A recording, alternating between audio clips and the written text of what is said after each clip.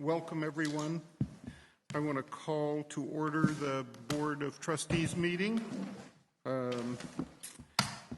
This is, I'll remind everyone, this is, as all of our meetings are, a public meeting.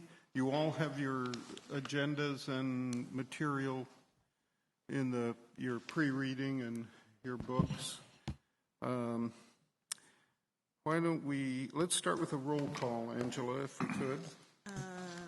My webs are a little slow, so I have done a visual count in 14 of your 15 trustees. Okay. Good enough. And so we do obviously have a quorum.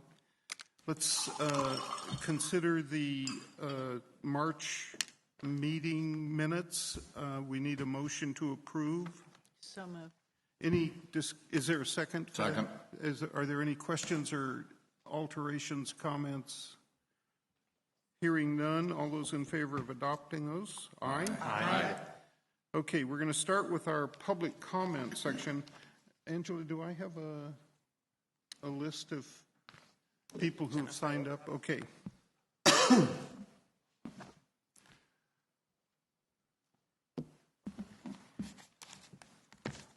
Are the Oregon women leading in the track meet? No. No? Yeah. Maybe tomorrow. Saturday will be there. Okay, thank The you. day of finals. Okay, let's start with the public comment section, and the first name on the list is Andrew Park. And Andrew, are you here? Could you please come forward to the table and the microphone up here, Andrew? And we always ask everyone to tell us what they're doing. You're a student, so. Oh, you're not. It says student. Oh. Okay. I think there's someone before me, though. Okay. Yep. Okay. I'm a graduate of the university. Okay, that's Yeah, fine. yeah, I'm sorry, I just had incorrect information. I'm sorry. Okay. Good morning. Welcome anyway. Good morning, everyone. I don't want to be a Debbie Downer this morning, but I'm here to speak today about a particular issue that I spoke about last time I was here. My name is Andrew Park. I'm here on behalf of my English language program at the Columbia School of English. We're based out of Portland, Oregon. I'm a native Oregonian, and I'm a graduate of the 2005 class. And I was here during the last board meeting in March, and I commented on my concern and frustration about the international student population, recruitment, and enrollment at U of O. I'm here again to express my frustration and concern about this particular issue. If you weren't aware, can you hear me? If you weren't well aware already, U of O's international student population has dramatically decreased from just the 2015-16 academic year of 3,274 students to the current academic international student population of 2,698. That's approximately a difference of 576 students. That equates to about an 18% decrease from just 2 academic years ago. That is extremely huge. We're not talking about 5 dozen students. We're talking about hundreds of students. That's an incredible loss of revenue. We're talking about millions of dollars. This has not only negatively impacted the university financially, but is also most likely affected the city of Eugene and the state of Oregon. International students spend a lot of money for food, shopping, and housing. At the university, it's been estimated that international students have contributed at least $135 million and supported 1,860 jobs to this university. Also, in addition to the loss of international student enrollment, the number of interested international students and applications for admission to U of O have dropped as well. You can confirm this. I've spoken numerous times to the university within the past few months. This entire situation is quite unacceptable for a Pac-12 AAU institution. It is just mind-blowing. No other, I looked at the statistics for the other universities, other Pac-12 universities, and no one has sustained this amount of type of loss. After the board meeting in March, I was referred to speak with Dr. Thompson, and I walked right over to his office, and I had a brief discussion. I was passed along information on who to talk to, and basically it's the same thing that I've been trying for 15 years, just thank you, but no thank you. There's just been zero room for dialogue. It's been extremely discouraging, not just as someone who wants to help the university, but as a graduate of this university. It seems like the university is unwilling to listen outside of this university, outside of its bubble, about international student recruiting, and just trying to go outside of its comfort zone. I feel like the university needs to feel, excuse me, I feel like the university needs to be comfortable not being comfortable. 3 days ago, the U.S. Judiciary Subcommittee had a hearing about student visa integrity. Senator Dick Durbin of Illinois remarked that we're expected to see a huge loss of a larger decrease in international student enrollment for this upcoming academic year, even larger than the amount that we've seen this past academic year. Jill Welsh of NAFSA is the International Association for International Education, commented or testified that we are in a global competition for talent, and we cannot afford to make it difficult for international students to come here. NAFSA also commented this past Wednesday that the United States' edge in attracting and retaining international students has been at risk for over a decade as well. Now, many observers are blaming the decline in international student enrollment on President Trump's administration. However, the facts and data in showing the decline in international student enrollment were largely determined before President Trump was elected. The decline in international student enrollment is not a Trump issue. The solution to this precipitous drop in international student enrollment at U of O is quite simple. The university needs to open up, and it needs to open up now, and work with people outside of U of O. U of O will not be able to do this alone. The numbers are just too large. U of O needs to compete for international students by having an open mind and try something new instead of saying, this is how we've done it for decades. Andrew, we're going to have to ask you to adhere to the 3-minute limit, please. I apologize. I guess I wanted to just say one more thing, is that I'm asking to quote one of our former football coaches, please do something. That's all I have to say. Thank you. Thank you. Brendan, please come forward. And you're going to have to help me how to pronounce your name, Brendan. I didn't even want to try it, but welcome. It's Adamczyk. Okay. Yeah. I wanted to, I'm a student here, I'm a freshman, and I wanted to talk just briefly about the riverfront development issue, specifically north of the railroad tracks. So super briefly, this past Wednesday, my group that I work with, the Climate Justice League, which is a student organization on campus, along with a couple other groups like the Coalition Against Environmental Racism, the Geology Club, and the Geography Club, gathered a bunch of students on the riverfront to talk about the issue and hear community members speak. And at that event, more than 40 students signed a petition saying that they were opposed to the particular plans for riverfront development, which is the building of artificial turf fields along the riverfront, and that they wanted students to be more involved in the process. So I just wanted to talk briefly about that and say that recently President Schill did release a statement saying that he was going to, help involve students more and order a study on what's going on north of the riverfront, north of the railroad tracks. And I think that's great. I just wanted to urge you all to keep involving students in the process because we do care about what's going on north of the riverfront. And I know that one of the ways we recently learned that the university is going to be submitting their final permitting steps. I'm not sure exactly how that works, but I know that they are supposed to schedule a public hearing, and that hearing currently would be scheduled over the summer. And I just wanted to ask that, if there's a public hearing going on that's involving something that students would be using, that particular hearing be scheduled during the fall term, or at least when students are around to share their opinions on the issue.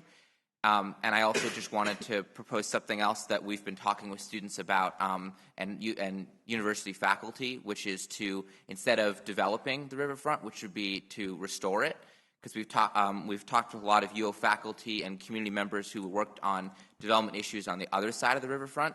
And instead of developing, I think the first plans were for a golf course and then for more soccer fields there. The university worked with community members to restore the riverfront back to some of its natural beauty, and I think that that's something that UO faculty here, as well as students and community members, would love to see happen on our side of the riverfront.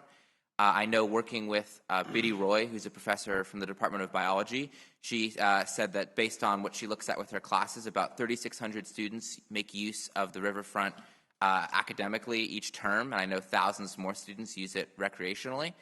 And so I just wanted to urge everyone here to keep students meaningfully involved in the process and to consider some of the environmental impacts of that development. And yeah, that's all I have. So thank you for your time. Thank you very much, Brendan.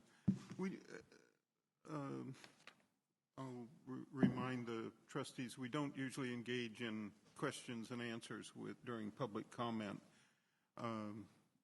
So thank you, Brendan. But this is a subject that's of interest to a lot of people. And Mike, do you or Jamie or anybody want to say anything about it, or the riverfront development? Or so Jamie, why don't you just give a very quick description of where we are? It's a sort of a long story, but And obligatory reminder, this isn't a noticed topic, so Jamie Right. can give a very brief update, but we can't engage in a discussion on the topic. Sorry. Thank you, Brendan. All right, you all are testing my ability to summarize. So what I'll say about this is that, to give you a little bit of background, is the land that's north of Franklin Boulevard, with the exception of the exact buildings where the Knight campus is, are all part of what's called a riverfront research park. And that actually does include the parking garage where the Knight campus parking garage is expected to be. Under the zoning law, nothing can be built in that area unless we have what's called a conditional use permit from the city. The conditional use permit itself does not actually mean that we would just go ahead and build. It just is one hurdle that we have to do before we can do all of our normal campus processes, including the campus planning committee and other processes that include lots and lots of campus engagement. And so what's going on right now is there's a process to get that clearance from the city that doesn't necessarily say we're going to build anything specifically in terms of the university until the university goes through its own processes. And so the president has directed, as was mentioned by the speaker, the president has actually directed, because most of the concern is around the playing fields, which were part of looking at our whole framework plan of where we could put fields in the future if we were to grow. The president has directed the campus planning committee to do a specific study in the fall that looks at all the different options so that we can understand what other options exist besides north of the tracks for those fields. So it's all part of a larger process. But the thing I would emphasize is that we will continue with our normal campus planning processes, which include lots and lots of opportunities for engagement. But we can't even do those until we have clearance from the city. So I did just want to clarify that point. okay, Hopefully that helps. yeah, I guess the only thing I would say is, with the exception of the parking garage, there are no plans to do any fields between the railroad tracks and the river. It is just right now just to get the permit, and we may never do fields, but as the university grows, it may be that we need fields at some point, and we want to have the ability to do fields. And the problem is, in the planning law, you have to do it all. You have to treat that whole area in one shot. So we have to do it. We have to talk about that area now. But, again, we're going to do this study. The playing fields, if we do need them, may go elsewhere. We have no idea. We have no plans. And we actually, to be honest, we have no resources if we wanted to do playing fields to use to build them. Yeah, the other point, just to hopefully make it a little bit clearer, the conditional use permit is a long-term document. So it basically defines what you have the ability to potentially do over the decades for the university. And so the idea is the campus planning committee, which met on this issue last year and gave us a recommendation, was keep your flexibility open. Let's use our own processes to then decide what makes sense. Okay, thank you. So, Brendan, it's a topic of substantial discussion, obviously. Thank you for your remarks. We want to turn now to our regular reports, and let's start with ASUO. Amy, welcome back, and Maria is going to join you. And Maria, this is your first time here, so I'll ask you to please introduce yourself when Amy gets through. And Amy, it's been wonderful dealing with you. We're going to miss you. So tell us what you're going to do before you give your report. And let me add one more thing. All of you got Amy's advanced report. You've been extraordinarily disciplined about that, and it's terrific, and it's really helpful that you write and tell us what's going on and what you're thinking. For sure. So welcome, Amy. Thank you. Welcome, Maria. Yeah, no, thank you so much. And I'm glad I can write the reports to you all to provide some context to questions that you may have for me before the board meeting. Well, I want to thank the board, firstly, for dealing with me this year, at least putting, up with my concerns, grievances, but also just being very amicable and willing to work together. And I've really appreciated that from each and every one of you. I guess to recap sort of what was in my letter, it was a report, it was a letter. I try to make it different, switch it up a little bit. I want to go over a few of the achievements that my team and I were able to do this year. Excuse me, kind of a cold. So a few of the main campaigns that I worked on and have been kind of solidifying in each of my projects that I have this year have revolved around the three main campaigns that I've talked about quite a bit. So the first one, food security, we were able to most recently pin down as ASUO a fund within the Dean of Students Fund, and ASUO donated about $20,000 to start food security efforts at the university with the different types of programming that we've been working on. And we also donated 50% of the proceeds of the street fair to Food Security Fund that will hopefully get started up more officially in the fall, but right now it's under Dean of Students. So we're really excited about that, and hopefully it will fund some of the programming that I've been trying to work on throughout the year with the task force at the university level and also with student groups. So that's really exciting. Also, we're kind of wrapping up our quack wraps and other sorts of programming that we're doing, including the task force, and actually having Ivan, the new vice president, co-chair that task force. For tuition, I've been working really heavily with Jamie's office and Debbie Sharp, who's now head of looking into House Bill 4141 implementation. Been very great conversations. We've had a few so far, and we're going to have another one next week, I think, to go over the draft of new TFAB bylaws, guidelines. The process has been going really well so far, and I'm very excited to show you all eventually maybe that document. I mean, I won't be here, but it will be shown to you. And along that line as well, it's been a really great pleasure to work on differential tuition, learn a lot about it, but also kind of the next step and what it looks like for our university. So that's a really exciting opportunity. In transparency, our last main campaign, we've done a lot of work around the food security awareness through the street fair. So publicizing 50% of the proceeds will go to food security. And for a lot of folks, they're like, what is food security? So that was really nice to have that as well on our transparency campaign side. To say the least, this year has been a lot of work. It's taken a lot of time and also diligence in the position, and I'm so humbled and honored to have this position, and excited to wrap up the year, but more importantly, have taken away so many life lessons away from it, including always learning to listen more than talk, which I know seems odd for me giving you all only a speech usually. Always going back to the values that are laying in the foundation as to the reason why I ran and why I continue my work with students, and always uplift and appreciate the voices rather than making them the exception in the conversation. So I just want to thank the board again for an amazing year. It's been a lot of ups and downs on different levels, but again, I truly have appreciated working with every single one of you, and I hope to see you all in the future. I know for myself, I don't really know what I'm doing. Well, I may be going to New York in like 15 days, but I'm still kind of figuring that out, an internship that I got offered in the East Coast. But I just want to leave you all with a last statement that I know I said in my letter itself, that you all have a lot of power at the university. You all can make decisions that impact, little things to the largest aspects of campus planning or things of that sort. But just remembering that you have also the choice to shift the values or continue them. You have the choice to uphold a lot of the underlying foundation of the university or change that with the ebbs and flows of the community here. Yet within this power, I urge each one of you to listen and uplift and remember that the impact that you're going to have on this campus, and that, as I said in my letter, the subject you're affecting is not just a you or a they, the students. It's really a we that you're affecting. And with that, again, I want to thank each of you for your time listening with me this year. A lot of phone calls. And again, I would love to touch base with each of you after I leave as well. And I wish you all the best in the next upcoming years. Thank you. Terrific. Before we ask Maria if she'd like to make comments, any questions for Amy? Can I make a deal with Amy? Can you let me know where you're headed, and then I can share it with them, because I know they'll want to know. Yeah. When you figure it out. Yeah, I'm like 99% sure. I'm going to be interning for the United Nations, so I'll be in New York for like a few months. But yeah, so New York. See me out there. Anything? Well, thanks, Amy. You've Thank been you. terrific to work with. Congratulations. Thank you. Maria, would you like to make any comments? Yes. So first off, hi, hello. My name is Maria Gallegos. I use she, her, hers, and they, them, their pronouns. This is kind of our introductory. So a little bit about my background. I was born in Quito, Ecuador. Galapagos, right? Everyone knows that. And I lived in Southside Chicago. I grew up in poverty. My parents were both very hardworking.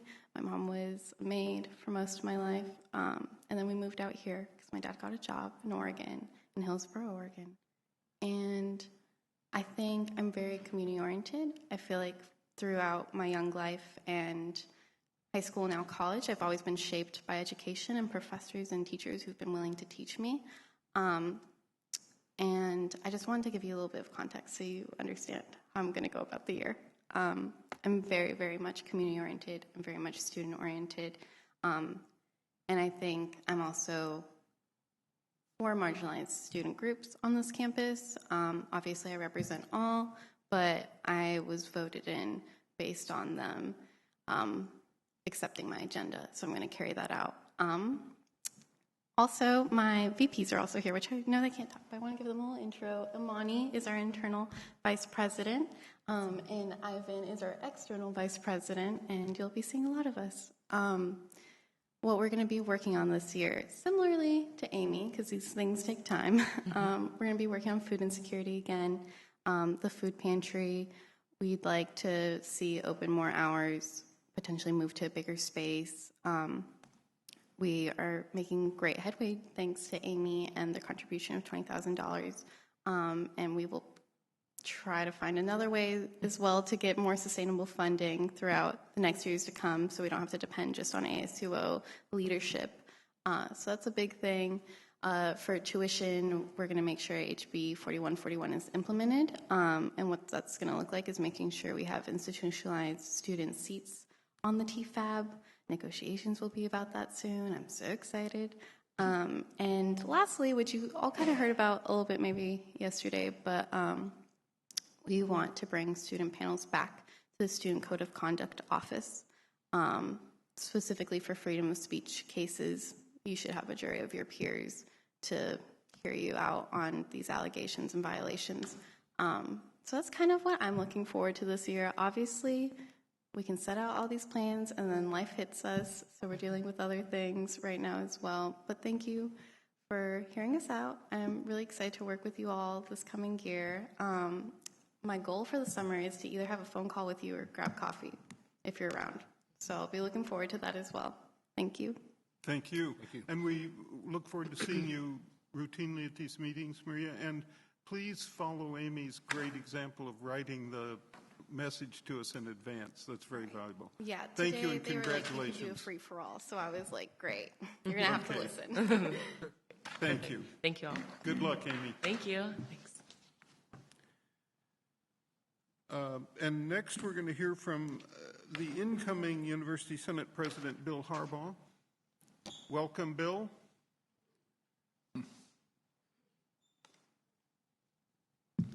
So good seeing you all again. I want to explain a little bit. I was the Senate President 2 years ago. This year I was the Senate Vice President. Next year I'll be the Senate President, and then I'm done.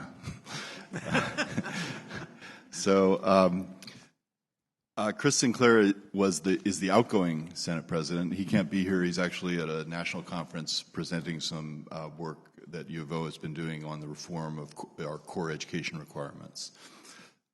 So he asked me to answer any questions that you might have about his statement, which I'll be happy to do at the end. And then I've got a few comments that I want to make about what the Senate will be up to next year. So I think the main substantive things that we'll be addressing will be the continued reform of core education. We took some good steps this year in terms of adapting our multicultural requirements, simplifying them from the student's point of view, and I think making sure that the courses that we teach are clearly cover material about racial inequality and socioeconomic inequality in the United States. We've also added the ability to make sure that when students are taking sort of living and learning courses, they're a group of students all living in a dorm and they take a 1-credit course each term often on current topics, that there's a procedure to make sure that we can count those courses as satisfying general education requirements. So I think that will make it easier for students to graduate, and I think the evidence is that those kinds of courses are particularly effective. So we want to do everything we can to encourage that program. Then I want to say a little bit about some other things. So first I want to report, I have one other thing to say, which is that on Wednesday the Senate elected Elizabeth Scouron from the Education School, Professor of Education, to be the incoming Vice President and the President-elect. So she will be Vice President this coming year, and the year after that she'll be the President of the Senate. She was elected unanimously and has broad support, I think, from the administration as well as the faculty and the other Senate constituencies. So I think the Senate is in very good hands for the upcoming years. I want to talk about, first of all, about a conversation that Chris and I had with UO's internal auditor, Tricia Burnett, back in March. This is part of her annual check-ins. And we had 3 things that we were particularly concerned about. The first is UO's diversity efforts. I think you'll hear a lot about the ideal diversity plan today, but meanwhile you should be aware that U of O is dropping the ball on some basic practices like exit interviews for faculty and staff who have some reason to be leaving the university, departing minority and female faculty, and also on open hiring practices for administrators. Burnett agreed with us that these were problems, and I hope you've got the same message from our office and will help address it. Second, I got to say something about the athletic department. The UO Senate is no longer providing oversight of the athletic department. We've gotten out of that business. It's now done by a committee that reports to the president, and so that means that the kinds of issues, for example, that have come up at UNC and Eastern Michigan, or Michigan State, we don't really have a way of knowing in the Senate very much about what is going on with our athletic department and with the support services that we provide to student athletes, the academic support services that we provide. So I think Ms. Burnett was also concerned about the potential for those issues becoming a problem at U of O as they have been at other universities. And I think it wasn't clear that she was getting the kind of information that she needed in order to make sure that that didn't happen here. And third thing I want to mention that came up in the conversation with her was the U of O Foundation. As you know, the Foundation is heavily involved in the 2021 track and field championships, and that's now under federal investigation. Your board was involved in this as well. We've made our concerns clear to Burnett about this process, which has been very secretive. And she made clear to us that the Foundation was not cooperating with her efforts to learn more about it. This is not a good situation. I haven't seen anything about it in the meeting materials for this from the Audits Division, and so I just hope that you're keeping your eye on it. Then the other last thing I want to explain a little bit about the Senate's resolution in support of the U.S. Student Collective. So this is the group of students that disrupted President Schultz's State of the University speech back in October. But first, I just want to give a personal note. One of the first courses I taught when I came to the University of Oregon about 22 years ago was a course in environmental economics. And environmental students at the University of Oregon are a little different than the ones that I was used to back in the Midwest. And so I had a couple students, one in particular, who continually objected to my lectures on cost-benefit trade-offs when it came to environmental policy and so forth. And we argued a lot in class. And one day I was giving a lecture on the environmental Kuznets curve, which is this sort of hill-shaped function. And the argument is that as countries get richer, pollution increases. But after they hit some level of income, pollution starts to go down, right? People get richer and they want to have a clean environment, and the governments implement policies to clean up the environment.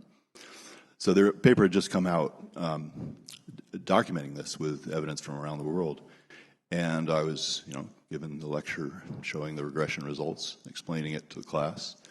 And my student, Dave, the troublemaker, got up in the middle of the lecture, picked up his backpack, stuffed his notes into it, said, "This is bullshit," and walked out. So as he's walking out, I said, "You can say it's bullshit, but you can't prove it because you don't know anything about econometrics." And I never saw him, I didn't see him for a long time. He passed the class because he was a smart kid. A year later, I got a knock on my office door, and he came in. I remembered him. And he said, "So you remember what you told me the last time I was in class?" And I said, "Yeah." And he said, "Well, I've spent the last year taking courses in econometrics, and I want to show that that paper is wrong."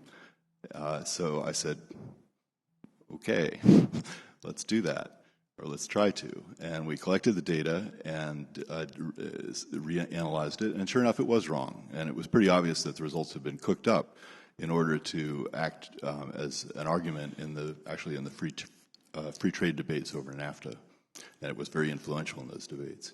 So we showed and published a paper showing that actually the data did not show that relationship with richer countries getting cleaner. I think it is true, but that wasn't the point of the paper. The point of the paper was that this data showed it. That data didn't show it, and Dave was right. And so that's actually still my most cited academic paper, and it all came out of a disruptive student in a classroom. Okay, so when it comes to groups like the Student Collective, you should understand, the reasons that this faculty are so sympathetic.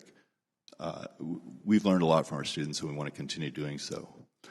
President Schill has said that with our resolution supporting the collective, the Senate endorsed the sorts of disruption of classes by students who might object to something about course content, as has occurred at other universities such as Reed and Evergreen, where students have essentially shut down particular courses on subjects that they disagree with. They don't like the way it's being taught, they don't like the subject content, and they've sat in class until the administration has canceled the class. This is not at all what our Senate has endorsed. Our resolution is very clear. It's 2.1, be it resolved that the U.S. Senate supports the rights of students to peacefully protest during university events, even disruptively, so long as those protests do not prevent speakers from being heard and the audience from hearing what they have to say. I'm not a lawyer. This language is consistent with everything I understand about the First Amendment, everything I believe about academic freedom, everything about UO's other policies on these matters state. People have a right to speak. Those who object to that speech have the right to have their objections heard, even if that disrupts and causes inconvenience for the speaker and the audience. What those who object can't do, and again I quote from our resolution, is prevent speakers from being heard and the audience from hearing what they have to say. Our resolution does not endorse the sorts of disruptions that prevent faculty, or for that matter our president, from teaching what they want to teach or saying what they want to say. It specifically speaks against that. Our resolution does not endorse allowing the actions of the Student Collective taking the podium and shutting down President Schill's address, although it does call for some leniency in their subsequent discipline and some reforms to make sure that free speech discipline cases are handled with special care, as they should be. Okay, so I've got a little bit more in there, but I don't really see how the Senate and the faculty could have been any more clear about our position on this issue. And I'm really tired of hearing people misrepresent it.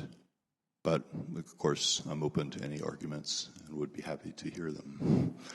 Okay, so that's what we did. And I hope this is sort of the end of the discussion about whether it was appropriate or not.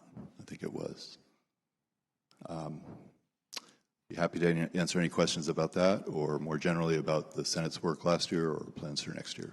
Any questions for Professor Harbaugh?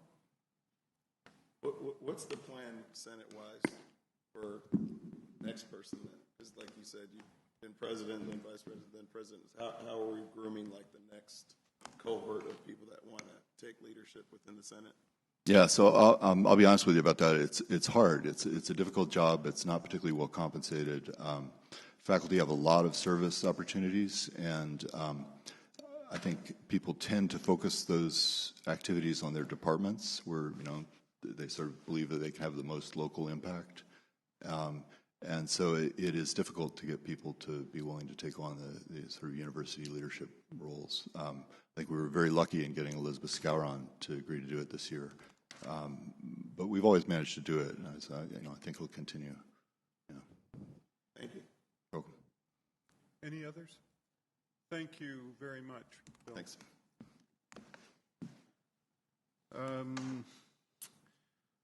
President Schill, are you ready for your report? Okay. Sure. So first, so a little of this will be repetitive of some of the things you've already heard and some of the things that we'll do later today, and I'll try to go over those more quickly. Does everybody hear me well? There's a little sound in this room, actually, I find hard to focus on. But is everybody okay? Okay, great. So first, I want to welcome Marcia Ahrens to the board. You've been just a tremendous supporter. I'm not going to ask you to say anything, so you can chew. You've been a great supporter of our university for so many years, and you're going to bring incredible experience and judgment to the board in some areas that I think are vital to what we do, such as K through 12 education and executive leadership. So I'm really looking forward. I have enjoyed getting to know you as an alumna, and now it's going to be fun getting to know you as one of my bosses. So welcome. Yeah. And it's also this. So this is the end of my third year as president, and I sometimes joke that makes me the longest serving president in the modern history of the University of Oregon, and the time has really flown by. It's hard to imagine that the time's gone by that fast. Now, I'll talk about some of the things that we've accomplished and that we're working on in this talk. Before I get there, I just want to thank Amy. Are you still? Yeah, you're still here. I want to thank you for your service this year to the university and to the students, and we're looking forward to working with Maria and her executive committee in the year ahead.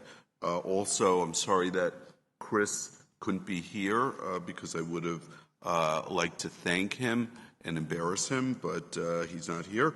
So since I get to see Bill for another year, I'll thank Bill, but take my time embarrassing him over the course of the year. And I'm really excited about working with Elizabeth also during this year as vice president and next year as the following year as president of the Senate. Let me go over some of the successes and challenges of the 2017-18 academic year. As we talked about yesterday and repeatedly, as all of you know, there are three main objectives that I have for my presidency, which are to focus on academic excellence of the university, student success, and both affordability, access, but also timely graduation, and also advancing diversity and the experience of the students in the university. So I'm just going to touch the surface of each one of these and what has happened over the past year. Let me start with academic excellence. So the Phil and Penny Knight Campus for Accelerating Scientific Impact has really rocked our world here at the University of Oregon and is making a splash among other universities and people in the higher education world. We've already raised $600 million, close to $600 million for the Knight Campus. Remember, the vision of the Knight Campus would be philanthropy and state support in the area of about $1 billion. We've raised $600 million so far. The state has contributed $70 million in construction bonds, and we've received a $10 million gift from Lori Loke. There will also be, to support faculty, there will be another $10 million gift that will be announced today maybe, or tomorrow, or next week, also for faculty research support. So we're really excited about the support that we've received, but the support's only one. The support makes it possible to have the night campus, but what goes on in the night campus is what we do. And so obviously the first step was to hire Bob Goldberg, who will join us as the director in July. He was here this week. Unfortunately, couldn't stay for the board meeting. We hosted our initial inaugural event in the night campus lecture series. Stephen Gillette, a graduate of the university, gave a talk. It was terrific. He's at Chronicle, which is a company of Alphabet, and really, really great. So we had a good crowd there. We're developing a set of people who are following what's going on in the night campus. Digging has begun, I understand. I haven't been over there, north of Franklin, for 2 state-of-the-art new laboratory buildings where the night campus will be located. In addition, we've been working, both night campus as well as the sciences in general, have been working with OHSU, creating partnerships. David Conover's office has taken the lead on that, and we now have, we had a small grants proposal competition. We have 8 pairs of University of Oregon OHSU faculty members who received funding, with the idea being to create, to get going with research so then they could apply to NIH or to NSF for full funding later on. So that is moving along about as well as we could ever hope for, and I'm very excited about it. We've also been maintaining and creating contacts and partnerships with entrepreneurs and corporations for when the night campus is up and running, because remember, part of what we told the state and part of what was envisioned is that the night campus is science in the service of humanity, which means the science, not only the science itself is incredibly important, period. But what the night campus is about is getting that science into the world, either through invention, through treatment, or through other means to help society. So we're very excited about the relationships that we're developing with corporations. An advisory board has been formed, or is in the process of being formed, by Bob Goldberg. And again, throughout the state and really everywhere I go, people are asking me about it, and I'm very, very excited about it. Secondly, so the night campus obviously isn't everything with regard to what we're doing. It's just one piece of a much broader picture. We've continued making more and more tenured and tenure track hires this year. When all of the comings and goings are settled, I think Brad mentioned yesterday we still have 8 offers out. We expect next fall that we will have grown from the time we started counting, which was about, I think, 3.5, 4 years ago, by 60 professors. We have a net increase. So remember, every year we lose about, I guess, 40 professors in terms of retirements and in terms of people leaving the university. So the hiring is much greater in order to get that net increase. So we are certainly on track with our goal of hiring 80 to 100 faculty members net new on the tenure and tenure track lines. This year, the hiring spanned all of the schools in the university.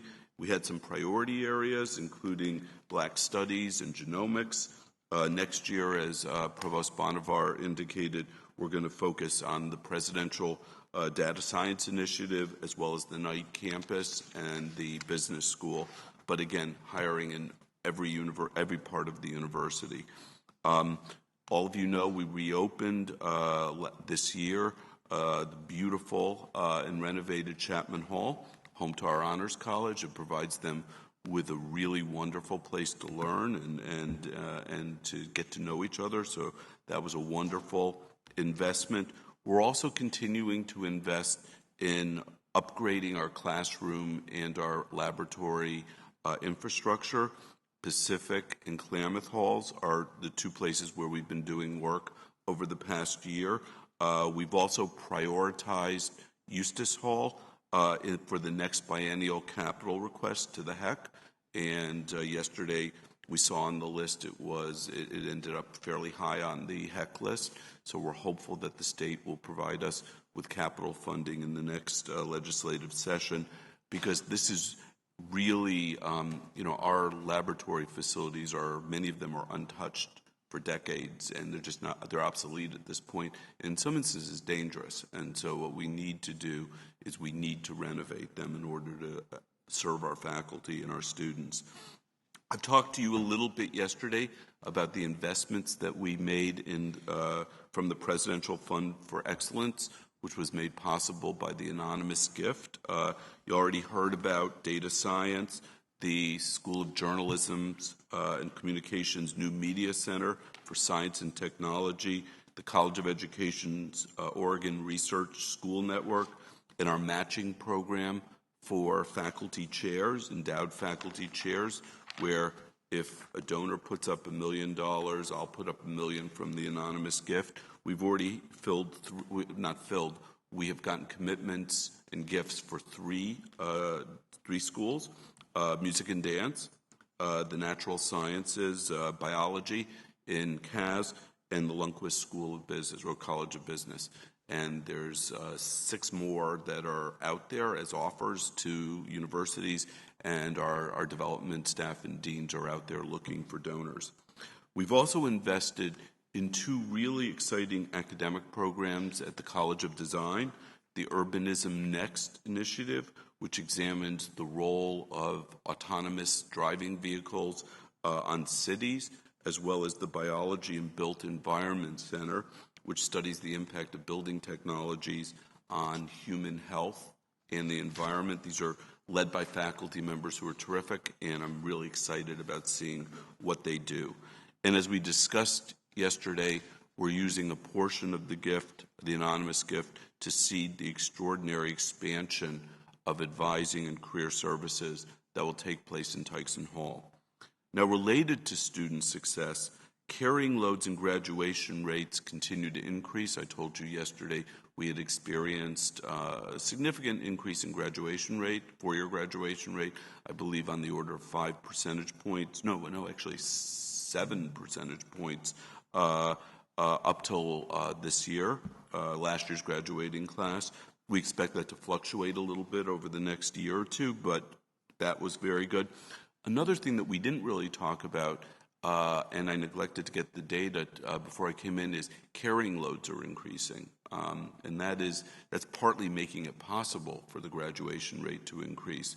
As all of you know, we started about 2 years ago focusing on having students understand that they needed to take between 15 and 16 credits a year in order to graduate in 4 years. And we've seen a steady increase in carrying loads for the students, which is great, and also increases in retention. So that is the area that Danica is working on. We have more progress to be made. Also, as I mentioned, Pathway Oregon continues to expand from 1,600 students now to 3,000 students. Pathway Oregon is an $8 million a year commitment to serve bright, lower-income students in the state of Oregon and to provide them both with financial support so they don't pay tuition or fees, and with advising. And it's really been a wonderful program. You can see it. It's being copied by most of the many of the universities in the state of Oregon, and we're happy about that. That's one area where we don't mind copycats. Let me talk a little bit about student experience and diversity. So equity and inclusion is vitally important to this university, and its importance grows every year as our student body, as well as our state, becomes more and more diverse. Vice President for Equity and Inclusion, Yvette Alexasenso, is going to meet with you, going to talk a little bit later today about the ideal framework and about the implementation of our diversity action plans. We had a great event this week, a showcase event, which described what each unit is going to do as part of their diversity action plans. So essentially, we have moved from planning to action, from planning to implementation, and we're very excited about that. Many of you have met with the students of the Black Student Task Force in past years, and we're moving forward with implementation there also. As Bill mentioned, the Senate passed a new multicultural requirement, which was the urgency of which was brought forward and the need for was brought forward by the Black Student Task Force.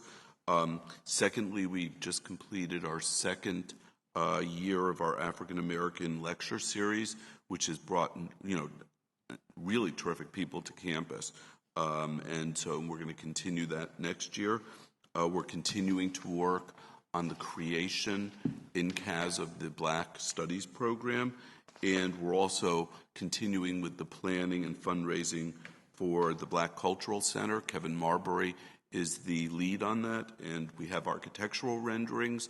I think we're planning on breaking ground probably in the fall. We still have fundraising to do for that. We're up to $1.7 million. We think the building will cost between $2.2 and $2.4 million.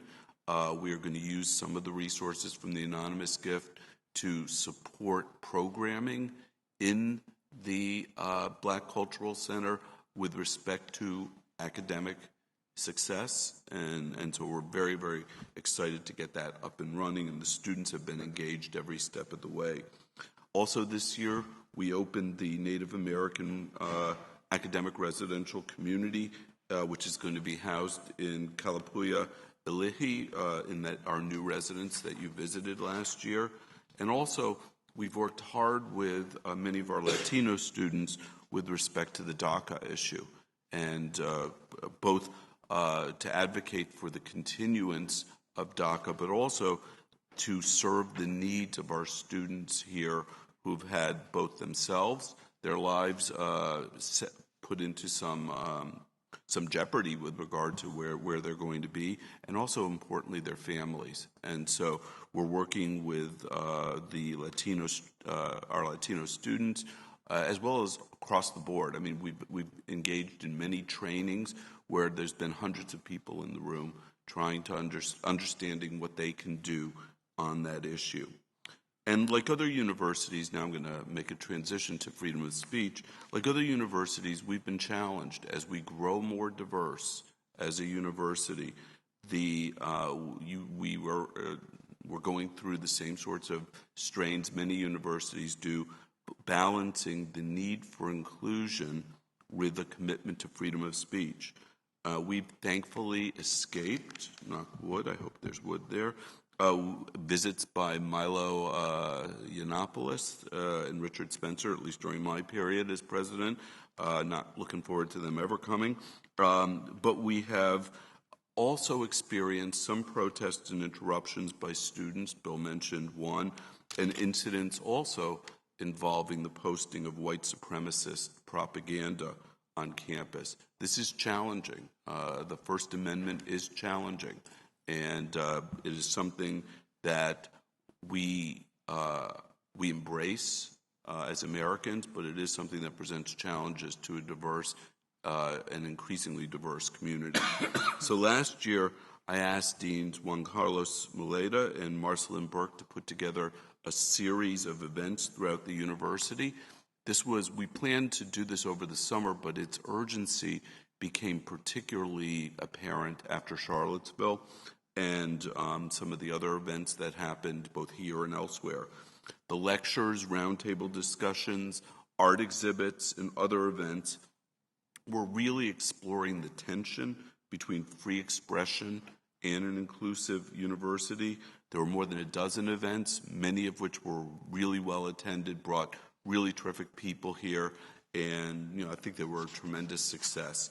And I think people learned a lot. And we need to, however, it can't just be a one-off, because this is an issue that will constantly be in front of us.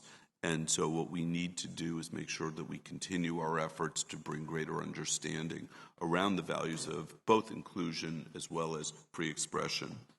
I was impressed by the discourse on both, among everyone. Let me now turn a little bit towards funding and then two other short topics. So we have all talked a lot about our budget, and I'm not going to revisit that topic. That was yesterday, except to say that funding remains our biggest challenge at the university. We, like other universities around the nation, are experiencing increased costs relating to wage and health benefits, and we are also experiencing pretty stagnant resources with regard to state support. We still haven't gotten to the point where we were before the recession in terms of state support, in terms of real dollars. We have a particular problem in this state, the public universities and our school, and that is PERS, the retirement program. It really is incredible, the challenge that we have over the next, this year we had, and over the next 5 to 7 years. Every 2 years we're getting hit by a huge increase in recurring cost to pay for the retirements of people who have, a lot of them have already retired. So what ends up happening is we were hit by a $7 million cost this year from PERS recurring. In fiscal year 20, year after next, we're going to add, we think, another $9 million per year. So that's 16. Then 2 years from then, pretty clear, another $9 million. So that's $25 million a year in recurring costs, which doesn't buy us a better quality education here for our students. It doesn't buy us more research here for our faculty and our community. That's a huge amount of money. So we are going to need to get through this, and it will be difficult getting through this. And it's an every 2-year problem. Next year, we're going to have to be thinking about that with the state. I'm looking forward to working with our faculty, with our students, as we go to the state legislature. Collectively, the universities are asking for $130 million additional funding for the Public University Support Fund, but that decision will be made by the state in all likelihood in July, late June or July. So that means we will have our hands full planning for that, both with regard to tuition next year and in other ways in which we can plan. But I know that we can come through it, but it's going to be very, very difficult. And we're working with the state, we're working with our state legislators, and the best we can do is try to come up with support solutions and support additional funding for the universities. So let me bring up two more topics before I take questions, if anybody has any questions. One is differential tuition. As the Board of Trustees meeting in March, you voted to allow the university to charge differential tuition for the Lundquist School of Business. At that meeting, I told you that I would bring forward a framework that would help guide deans and the provost, and ultimately me, in making future proposals to you. Obviously, the framework doesn't bind you, but it tells you what I'm going to be looking for proposals that I would then forward to you. So I'd like to present you with that framework. It's in the materials. I'm going to just briefly go over it because it is relatively detailed. But essentially, you all have it in your materials. What it's trying to do is say to the deans before they submit something to me, their proposals need to address a number of different factors. And have to go through some process. They have to do outreach to their students. They have to do outreach to the ASUO, outreach to the Senate Budget Committee, which will get a chance to opine on the academic implications of a differential tuition. And by that I mean, if you have differential tuition in one place, do students no longer take that program? Do they shop for other majors? What is the implications of that? I think we need to understand that before we approve before you approve differential tuition. And also the standards, like when should a university school or department have differential or try to get differential tuition? Number one, it shouldn't be for normal operating expenses. It should be for enhancements that will increase the quality of the student experience and education. It also, proposals will need to address financial need. How will our students who can least afford the increased tuition, how will we manage that?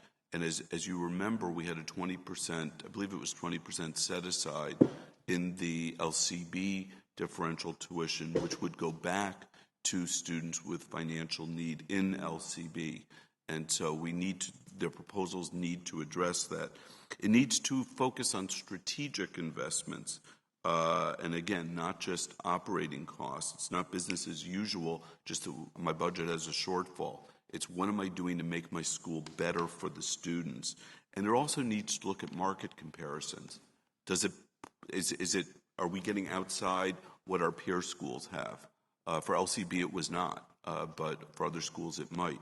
I will say I've not received any proposals, partly because they haven't seen this framework, but also because I haven't even heard of anybody putting forth a proposal next year. It doesn't mean it won't come forward, but there's been nothing so far.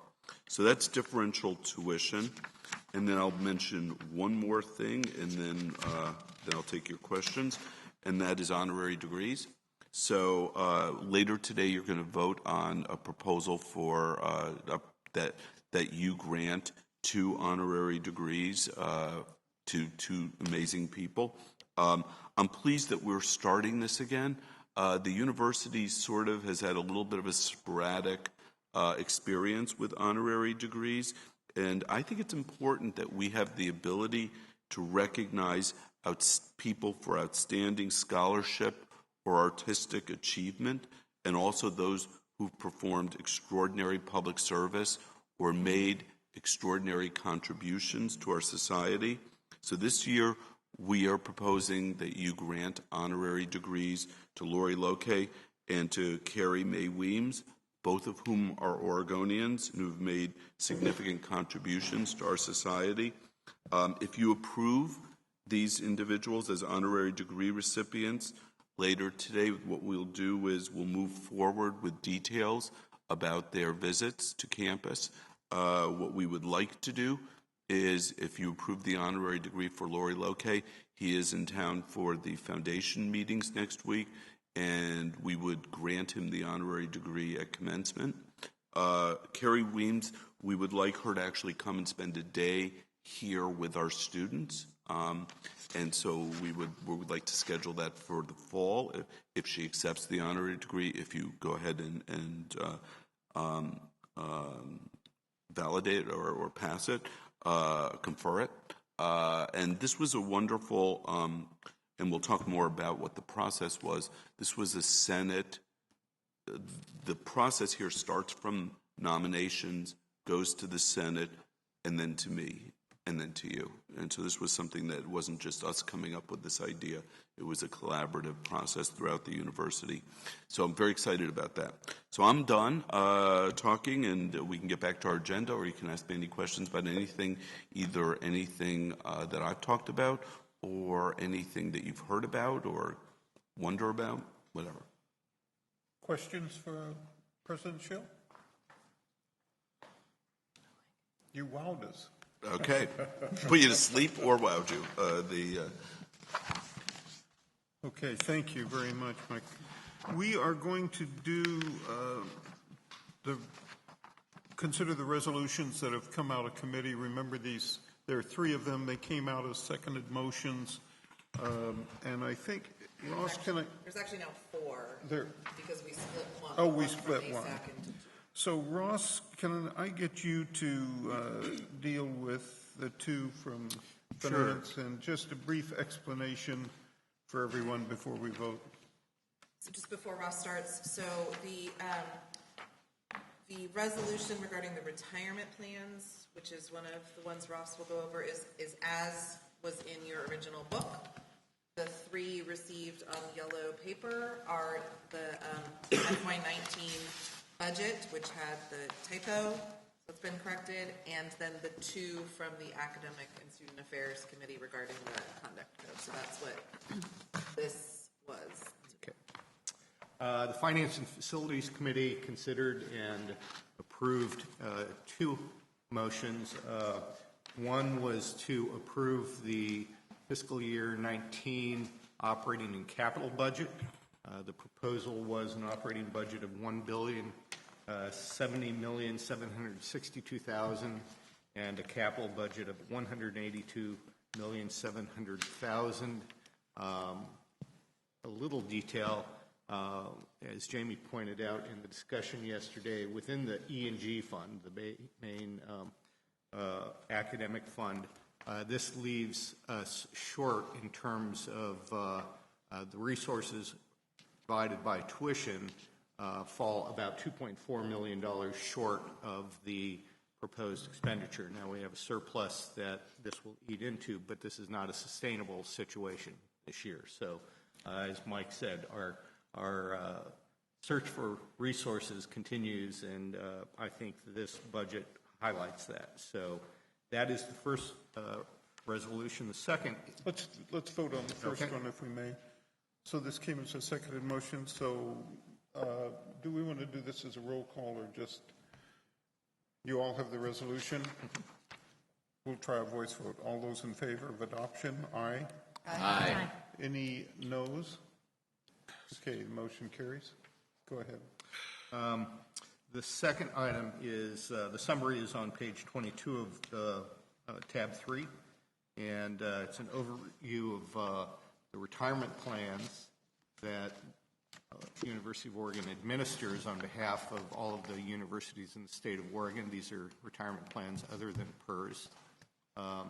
We have provided a summary of the assets and some of the performance in the retirement plans, but we've also proposed some changes to the policies that govern our administration of those plans. These are changes that are meant to clarify the roles of certain participants in the governance of those plans, as well as simplify some of the redundancy in those roles, clarify those actions. So that resolution is on page 28 under tab 3, and it comes to you as a seconded motion. Seconded motion? Okay, let's take our vote.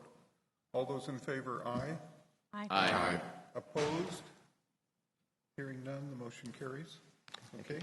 And I'll mention that the Executive Committee approved the fiscal year 19 audit plan, but it doesn't come to the whole board, just the committee approves it. Okay, Mary. Thank you. The Academic and Student Affairs Committee also has two seconded motions to bring to the board. The first one is in front of you, and it's Part A, and it is the proposed amendments to the Student Conduct Code after a very robust discussion from the Dean of Students, Chris Winter, and Assistant Dean Jill Creighton, and then representative of the Student Conduct Committee, Keegan Williams-Thomas.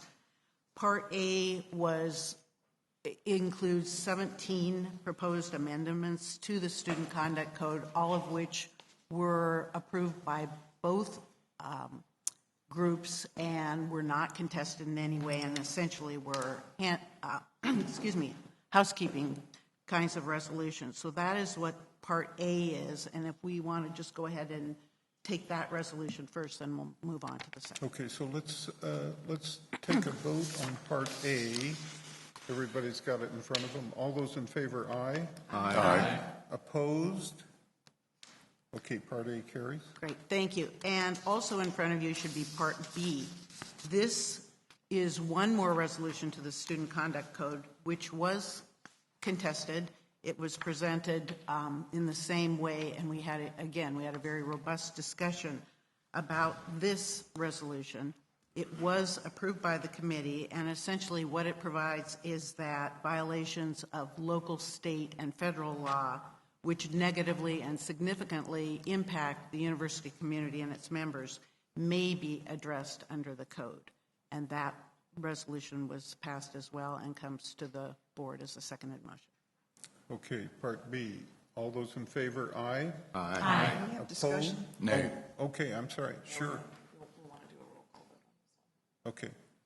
I just want to say I totally appreciate the safety issues about this violation of law discussion. I plan to vote against this particular proposal because I do think the language needs to come back to us with clarification about what stages in the adjudication process a student would be eligible to be called in on this.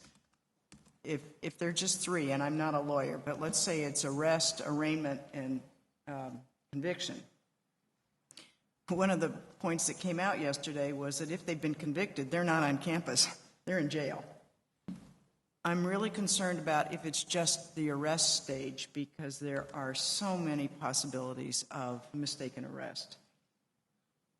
So if it's arraignment, it seems like that's a little further along. I feel like we need to hear back from the student conduct group, and I'd like to see consensus between the students and the administrators on this. If this is about safety, would somebody who's just been arrested be called in just to discuss it, as opposed to there being any kind of punitive action?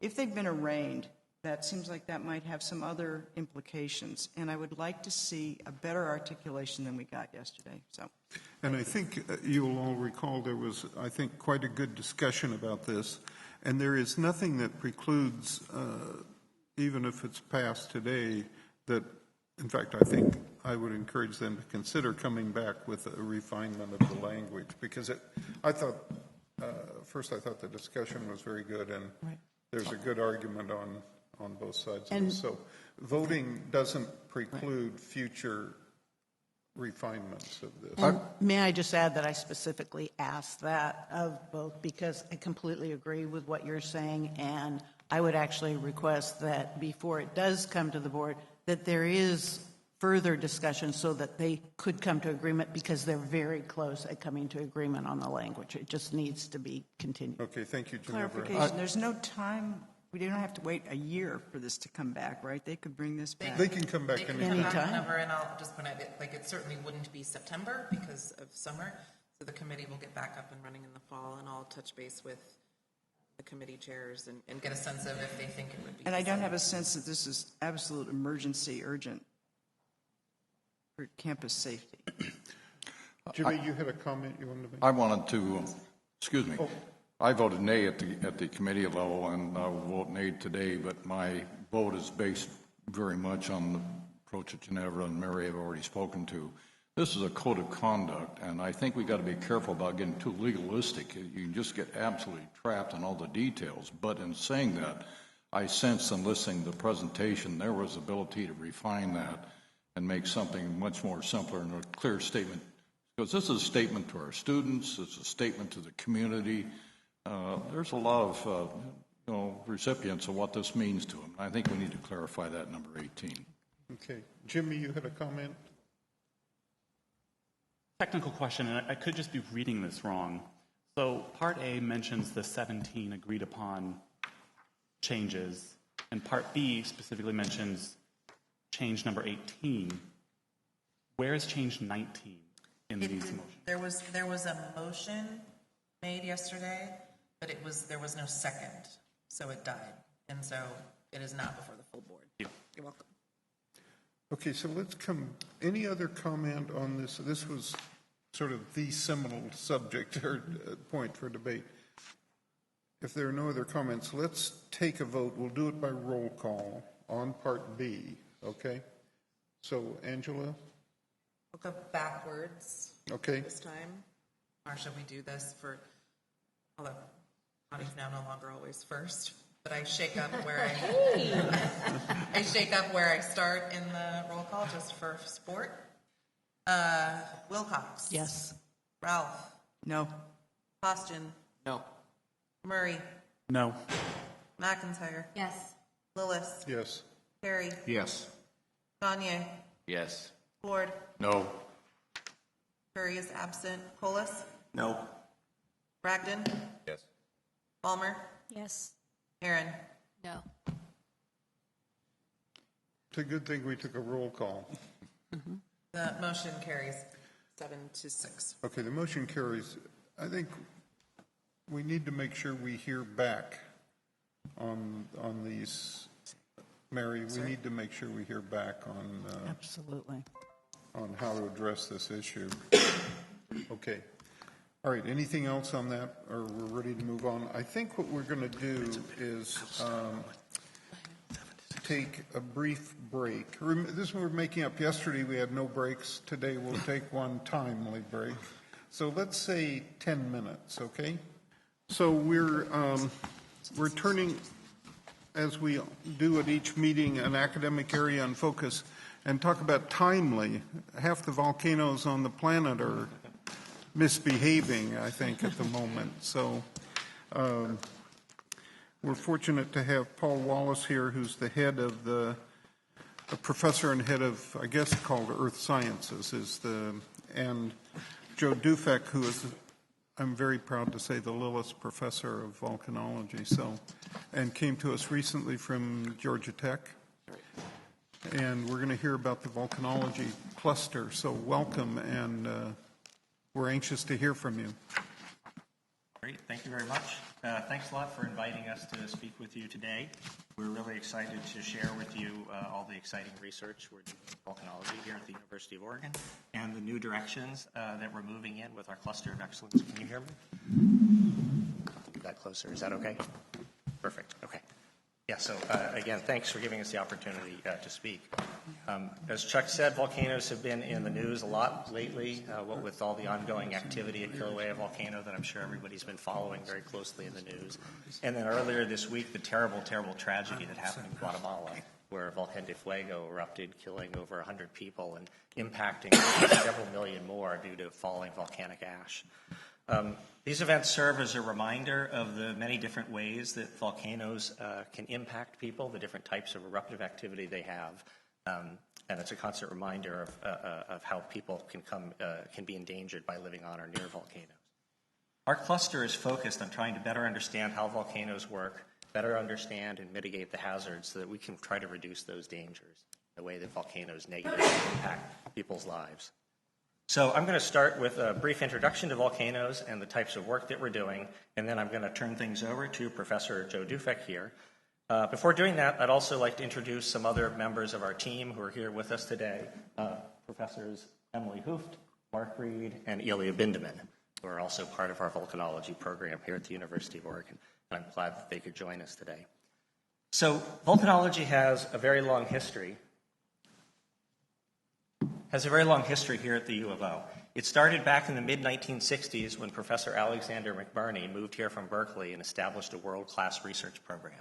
And Oregon's been known for volcanology ever since then and had many, many bright people come and train here for their PhDs.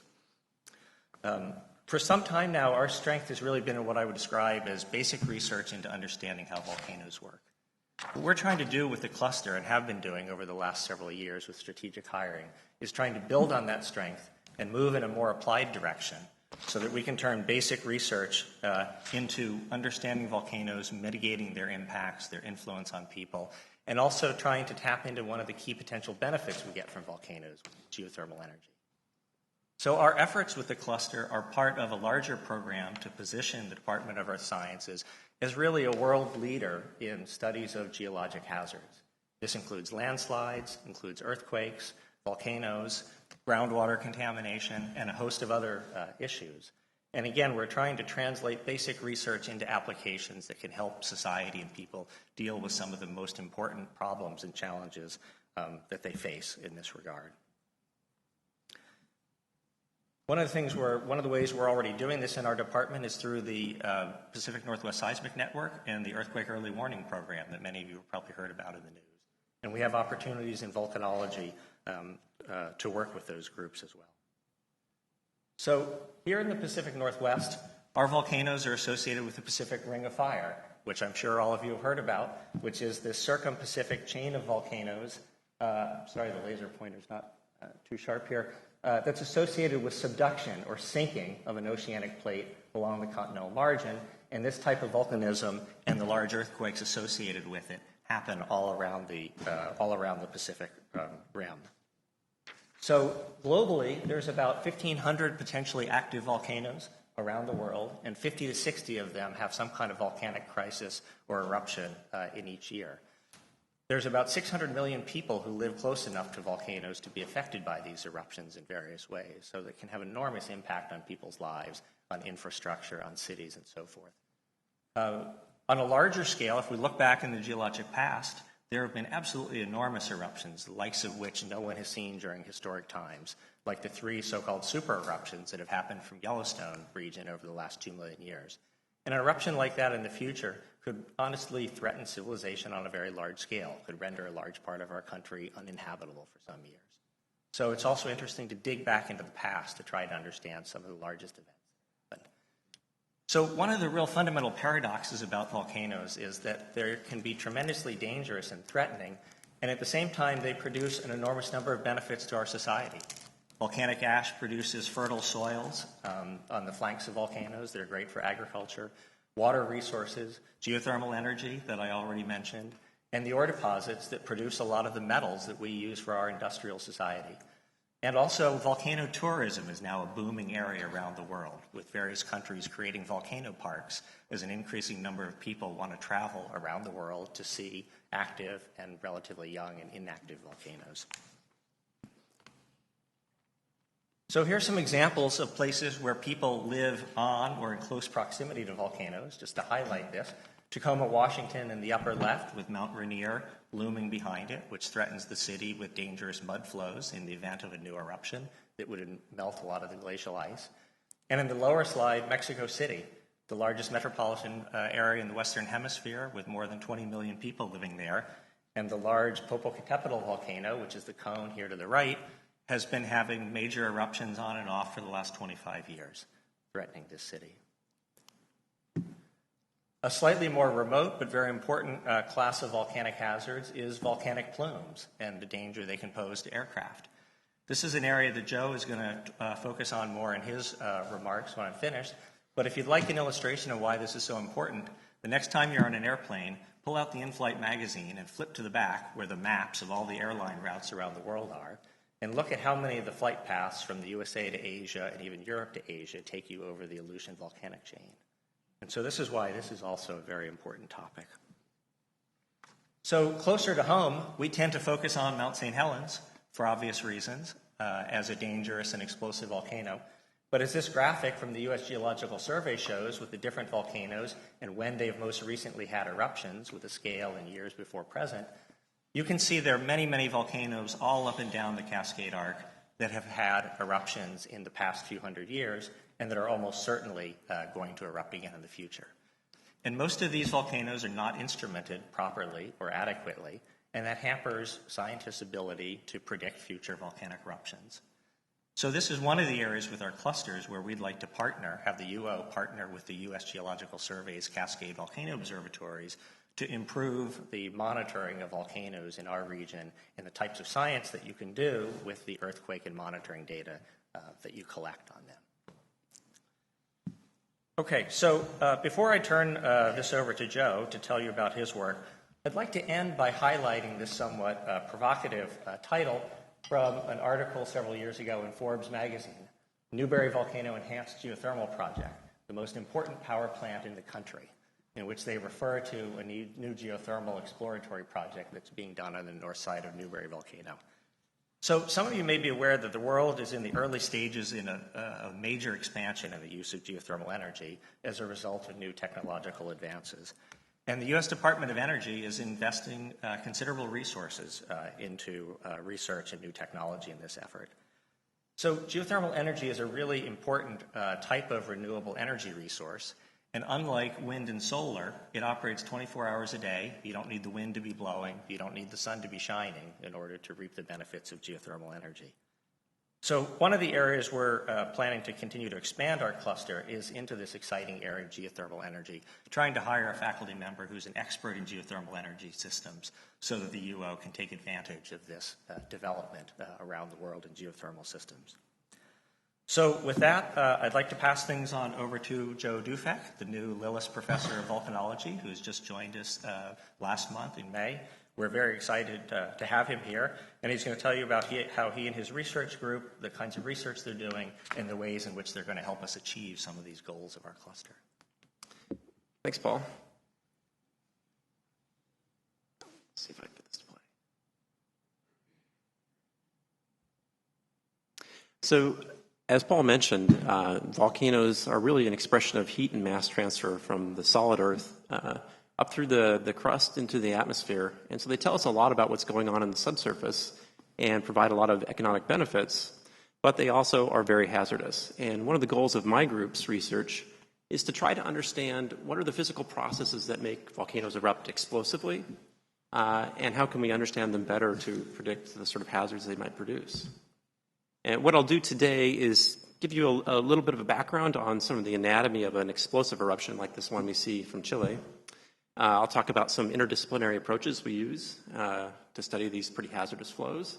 And I'll particularly talk about two types of flows that we see a lot of in the news recently: plumes, which produce aircraft hazards, and pyroclastic density currents. And then I'll move it back to the cluster in general and talk about how my research particularly fits into the cluster's goals and also where we're moving with the cluster in general. When you have a volcano that erupts explosively, it's really injecting ash, volcanic ash, and gases at really high velocity into the atmosphere. And there are two primary outcomes that can happen from this in terms of the hazards perspective. One of which is if it's less dense than the surrounding atmosphere, it will rise up high into the atmosphere and create plumes that are hazardous for aircraft. This volcanic ash has really quenched volcanic glass, so imagine glass getting into your aircraft engines. It's really, really bad for them. It's also really bad for your lungs. If during an eruption it's more dense than the surrounding atmosphere, it will collapse and form ground-hugging currents called pyroclastic density currents, or pyroclastic flows. And these are particularly dangerous if you live near a volcano. And of course, as Paul mentioned, there are lots of volcanoes around the world with lots of people living around them, but particularly in the Pacific Northwest, we have volcanoes shown here in these red triangles. Sorry, this isn't showing up better, but I can kind of go through this here. This is a picture of the May 18th, 1980 eruption of Mount St. Helens. And this picture, along with this cartoon below it, I'm using to illustrate processes that go on during an explosive eruption. And what happened in this particular case, there was a large landslide that decompressed the magma system. And this magma is really viscous, really hard to flow. It has a lot of dissolved volatiles. That means dissolved gases, primarily water vapor and carbon dioxide. And when you uncork the system, decompress it, those volatiles go into bubbles, a lot like opening a soda can that's under pressure. And when you do that, it causes the mixture to be less dense, and so it wants to rise. It rises, decompresses further, the bubbles grow more, the mixture gets faster, and so on. This positive feedback eventually goes through the yield strength of this magma, breaks it apart. Essentially, at that point, it explodes, and that mixture becomes a mixture of particles and gas that will then dramatically expand and accelerate up towards the vent, reaching speed of sounds at that vent. As it reaches the vent, a few things can happen. If it's really efficient and in training or gathering in atmospheric gases, it will continue to rise and form those plumes I spoke about. If it's inefficient at doing that, it'll collapse and form these pyroclastic density currents, which can travel at tens to hundreds of meters per second. So if you're in their path, it's really no way to get out of it. And these are the sort of flows that caused the devastation in Guatemala last Sunday. Highlighted in red, which are maybe hard to see, are all sorts of critical processes fluid dynamically that occur and really set the stage of whether or not an eruption will be explosive or not and what sort of hazards they produce. And these processes, from fragmentation, entrainment, sedimentation, all of them are really intricate fluid dynamics problems as well, and topics of active research. So because these are really hazardous flows and hard to predict, we have to use a range of strategies to try to understand what's going on inside an explosive eruption. And our group in particular uses a few different strategies, which are kind of highlighted in these columns here. The first thing we do is we look at products from past eruptions. We look at deposits to try to understand what happened during those eruptions. So, for example, we go to the deposits of the Mount St. Helens eruption and try to decipher what happened first, second, and so on. We also are really interested in developing new sensor technologies to try to image inside volcanic eruptions. And that's particularly important because you really can't see inside a volcanic plume. I'll show some examples later on, but you just optically can't see very well inside of them. Alongside that, those sort of sensing goals, we tried to develop experiments to understand fluid dynamic regimes. Some of this is to understand big-scale flows, but some of it also is just to understand how particles and fluids interact with each other. And then finally, a real mainstay of my group's research is looking at high-performance computing or supercomputing to try to understand some of the fluid dynamics properties and what will happen when a volcano erupts. And that's particularly useful when we kind of link this back to some of the initiatives of the University of Oregon campus, particularly the Taupo cluster that was recently built. And so these sort of spheres of research really interact with each other. The experiments provide relationships that we use in our numerical simulations. And then those numerical simulations we use to compare to field studies of past eruptions and also ongoing eruptions and also scenario testing for future volcanic unrest. So I just want to illustrate a few examples of this interaction, this interdisciplinary activity that goes on. And one of the kind of interesting topics is trying to understand how electrical charging happens in volcanic plumes. And so, if you open a National Geographic cover of an exploding volcano, oftentimes you'll get a picture like what you see on the right here. And they have these brilliant electrical displays along with this plume. And in many ways, you can think about explosive eruptions as really dirty, violent thunderstorms in a very crude way, at least. And so what our group has been doing is trying to understand what are the physics that actually produce this, not only because we're curious, but also because these provide useful signals that we can use to see inside the plume. And so we've basically isolated with these experiments 3 main mechanisms where we can charge these particles. One has to do with that breaking apart of material in the subsurface. One has to do with collision of particles as they exit the vent. And finally, some has to do with more the traditional thunderstorm mechanism as it reaches high into the atmosphere. But with that information, we can put that back into our numerical simulations and understand what those physics are telling us about what the ash location is. And that's particularly useful in a case like lightning because you can detect lightning with radio waves. And with a network of sensors, you can locate where the lightning is, how high it is, even if you're a great distance from the plume. Paul mentioned the Eyjafjallajökull eruption in 2010. This was obviously an important eruption because it sort of conspired with local atmospheric patterns to distribute ash widely over European airspace. And this pretty much shut down air traffic for some period of time. It had a pretty big economic disruption. And part of the reason that flights were shut down for such a long period of time is we weren't very good at predicting where the volcanic ash was going. And you just don't want to fly through it.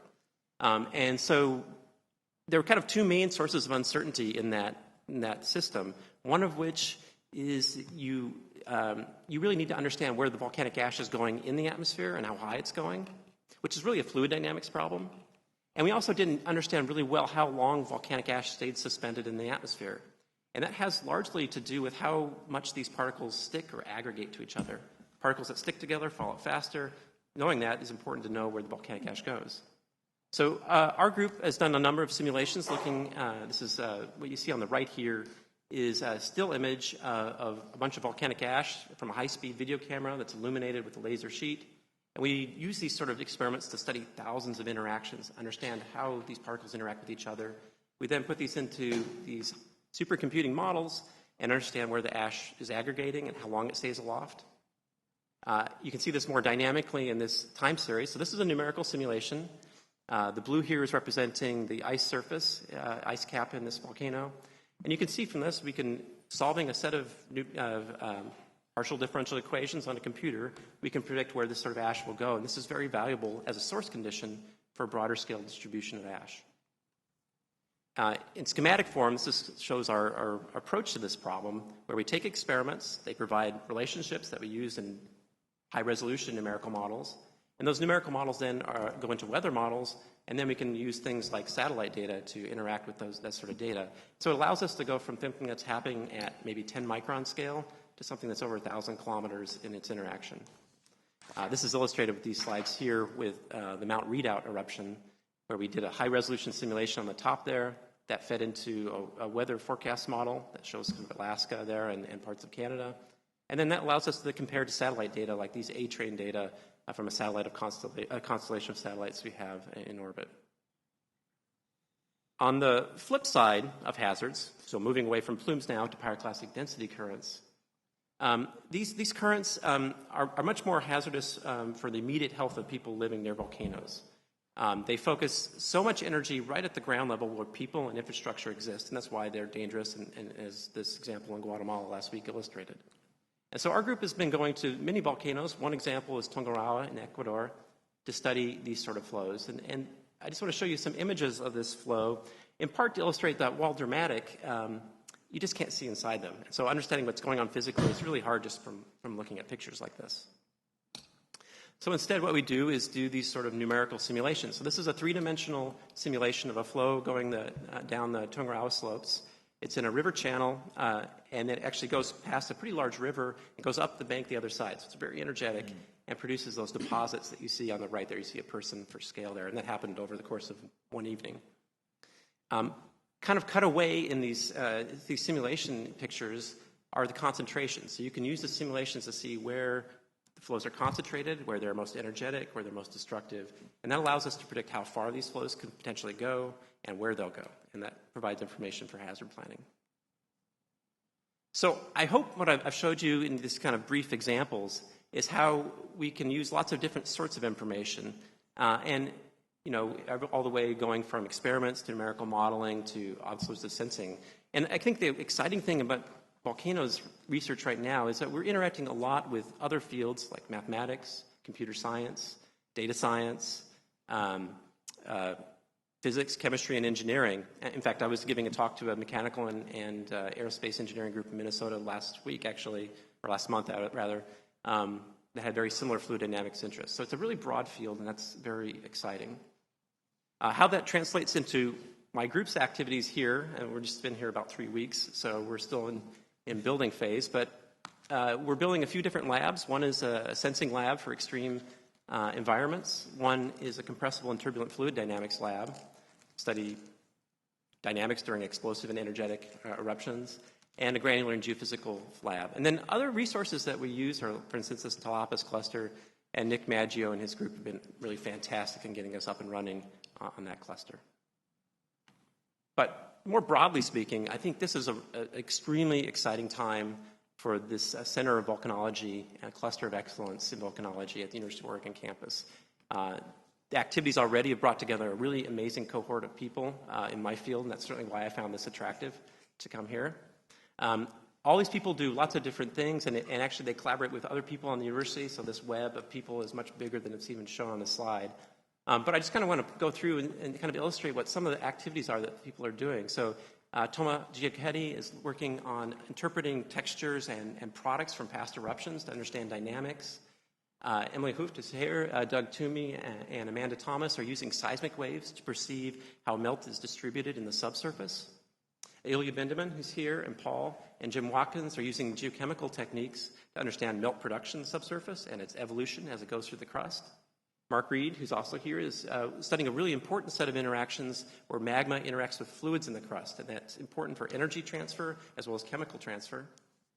Meredith Townsend's a new faculty hire. She hasn't arrived yet. She studies how melt propagates through the crust in fractures and kind of spans structural geology and volcanology. And then finally, Leif Karlstrom and myself work on more physical aspects of magma and eruption dynamics. So I think with this team and with the future hires that we have, I think we really will be a leader in volcanology, and we'll be a center in the sense that I think we'll be a lot of center for excitement and intellectual development in this particular field. Thanks.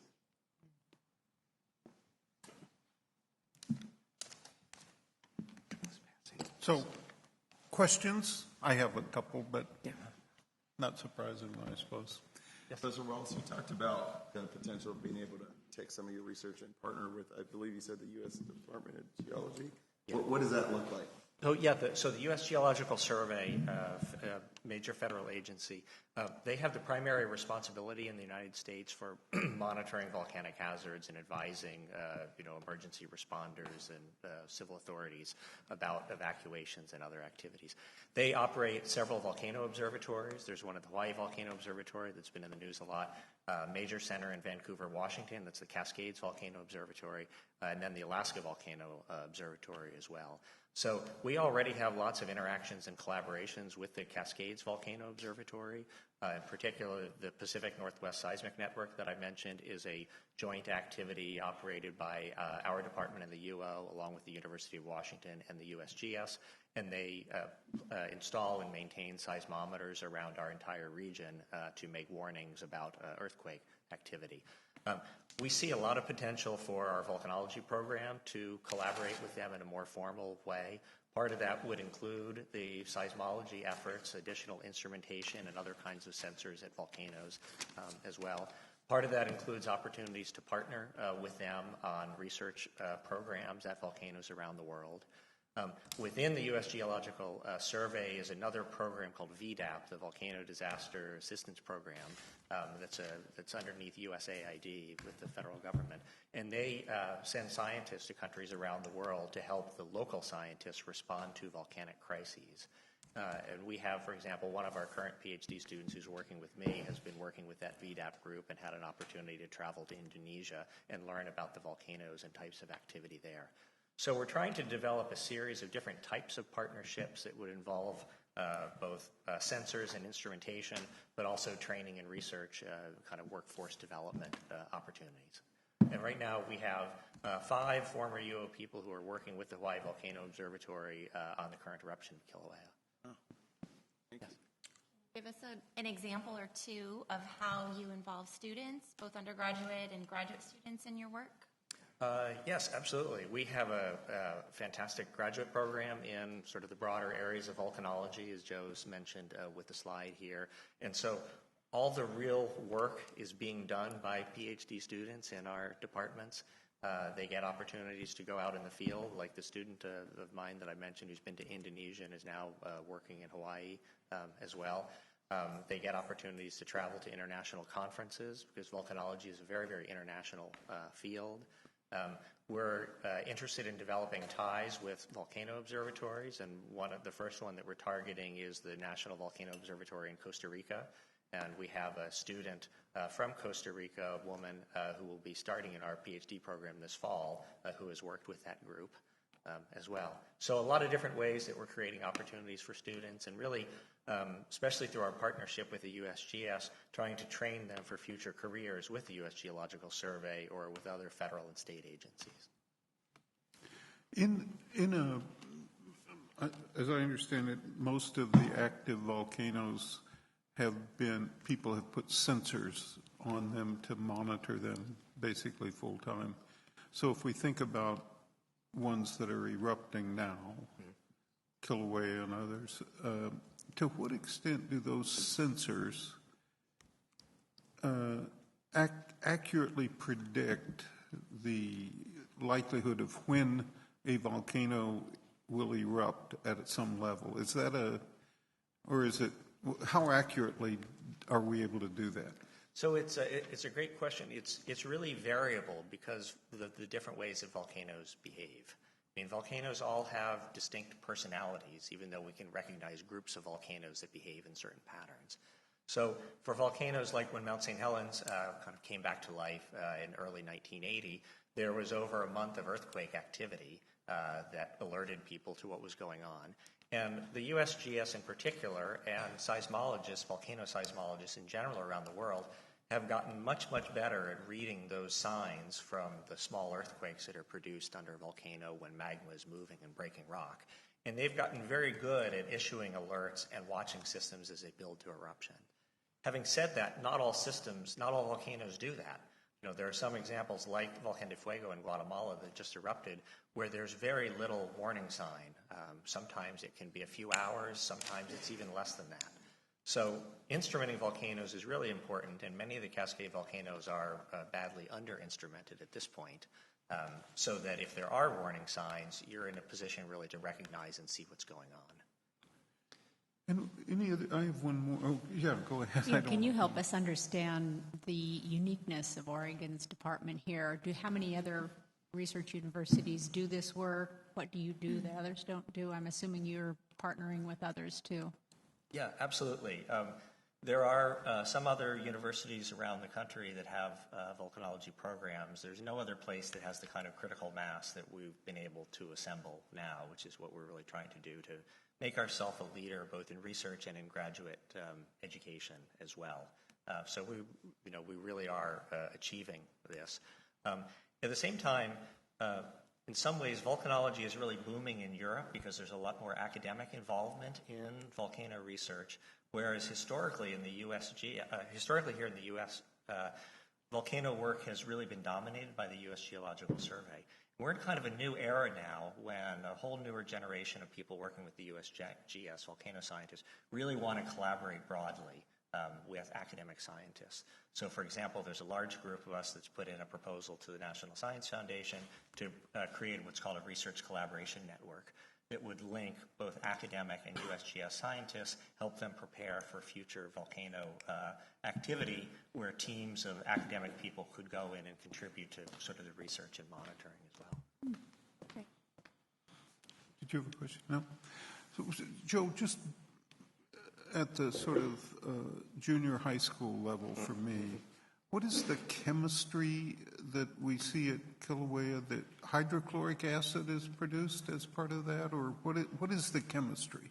Oh, boy, I guess, I usually, probably Paul is more the gas person. I'll do that. The volcanic gases yeah. are, I'm sorry, Joe. Yeah. Yes, so there have been a couple issues. The magma itself has a lot of dissolved sulfur in it, and so when it's erupting in the fire fountains or spattering events, or even just as lava flows flow across the surface, it releases that as sulfur dioxide gas.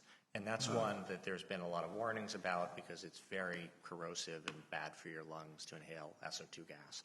That's a more local phenomenon if you're close to the volcano that you need to be very important. It's also one that we can easily measure with instruments, so that's another reason why you hear about it in the news a lot, because there's no SO2 in background atmospheric air.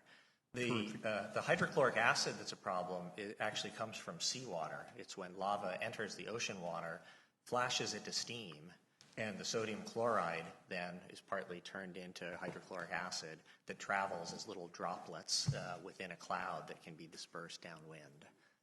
And that cloud also has little tiny microparticles of glass. That's the quenched lava. That's also very, very bad for your lungs. Sure, go ahead.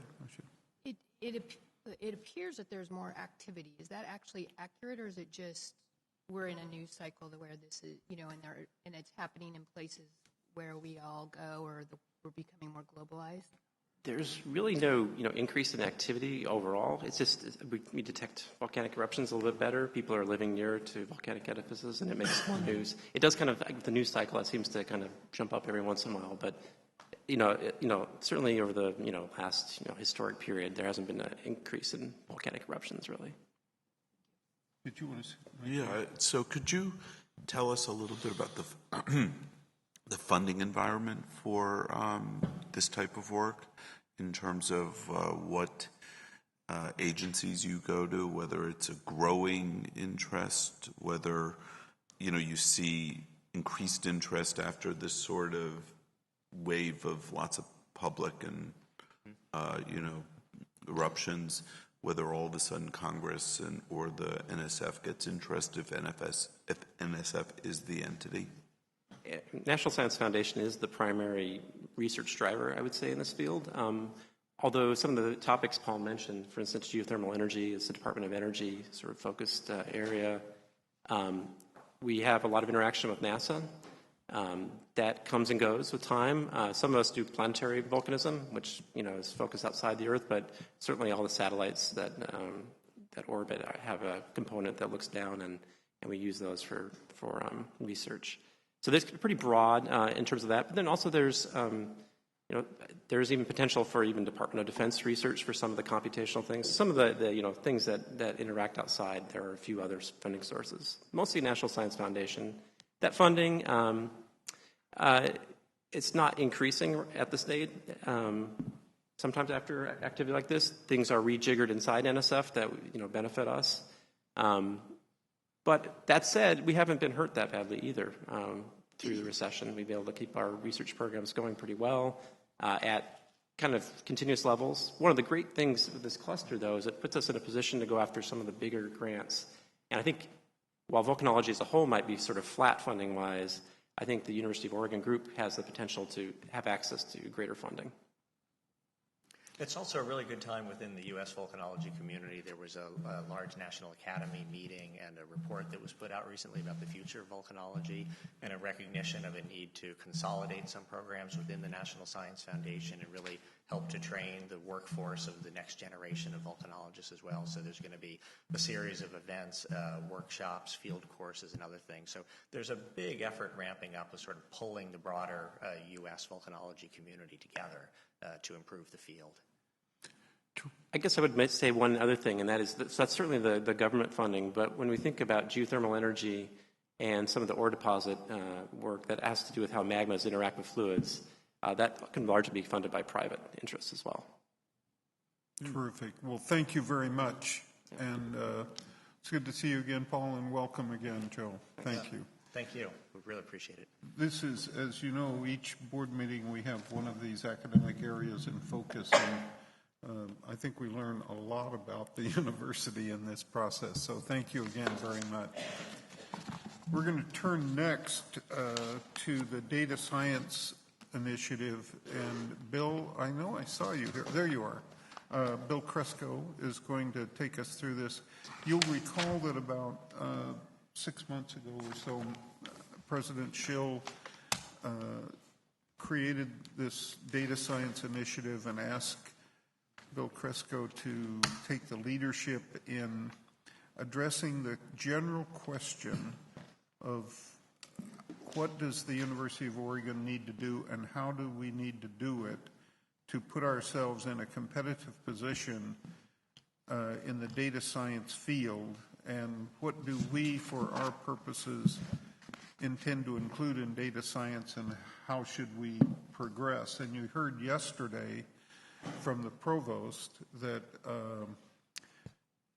the initiative also is carrying the weight of assigning a number of FTE faculty to pursue the various parts of this, and it I think is well underway, and Bill's been leading this, I think, wonderfully as I can see. So we're anxious to hear about it, and welcome again, Bill. Great, thank you. Thank you for having me back. It was almost exactly 6 months ago to the day that I came and spoke to you about the initiation of the presidential initiative in data science. And at that point, I mentioned to you and told you about the next big push for the University of Oregon was, as Chuck was just mentioning, figuring out how we can actually uniquely position ourselves in the world. And to do this, we've actually been working with a number of faculty and other members from different constituencies at the University of Oregon to look outward and inward, to look at our areas of strength, where we can position ourselves, and also where we need to focus on to build. And so I'm really pleased to be here today to actually tell you about the hard work of this committee, looking at all of the existing efforts in data science that have been occurring at the University of Oregon, other places, and pulling those together into a vision for how we actually move from the initiative to implementation to be able to position ourselves in data science at the University of Oregon. So please feel free to interrupt me at any point. My goal today then is to step through primarily what the activities and the findings of the Data Science Visioning Committee are.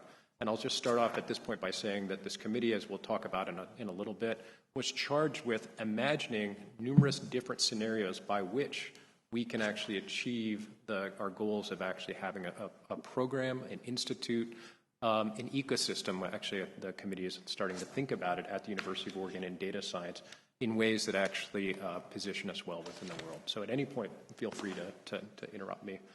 And the goal then at this point of the process is, as you'll see in a few minutes, is to actually transition from that set of recommendations that comes forward from our committee to campus leadership, to faculty leadership, to then think about the pros and cons of the different directions that could actually be taken, and then quickly turn to implementation and start building. So what I'd like to start off with first, though, since it's been 6 months, is just a quick reminder of what data science is, because it's big, and this is really important for the way that we've actually thought about the vision for the University of Oregon. So I will start by saying that data science is much bigger than biology, but I'm a biologist, so I'm going to stick close to what I know. So all the examples I'm going to provide today are from the life sciences, biomedical. That's not to actually say that that's our primary focus or the only area of excellence at the University of Oregon or in other places as well, too. We have areas of strength in business analytics, as you'll see in environmental data science, as you just heard about from the volcanology cluster as well, too. And we'll discuss those a little bit when we talk about the hub and spoke model. So information is everywhere. That's the defining feature of our universe, is that there are local eddies of information that collected. And that information then is all around us. It's only been within the past 20, 30, 40 years that humans have been able to tap into that information and turn it into data and potentially usable data at the scales that we're actually seeing now. So in many ways, data science writ large is the tapping into this huge warehouse of information that exists either in a shaking mountain that's about to actually erupt into a bunch of distributed data that were actually collected on different families throughout a community, or in the case of biology, the 3 billion base pairs of information that exist in every single cell in our body. So every time one of our cells copies, it's the equivalent if each one of those bits of information or a base pair was a book. It's like copying 1,000 Libraries of Congress. This happens a few times a day for nearly every cell in your body. It's pretty amazing that that happens. So that's a huge amount of information. It's been there, but technologies over the past 15 to 20 years have allowed us to tap into it, for example, to take a biopsy from our skin and read all that information. But once we read it, it doesn't do any good unless we can actually analyze it, interpret it, and make a decision on what to actually do with that information. So data science is all about taking information and turning it into actionable knowledge. So just this sort of sums it up. More data has been produced in the past 2 years than the entire previous history of humans, and this will only accelerate. Some estimates are that there'll be 2 megabytes of data produced every minute for every human on the planet by 2020. So data science is an interdisciplinary field to actually use that large amounts of diverse data to extract useful knowledge.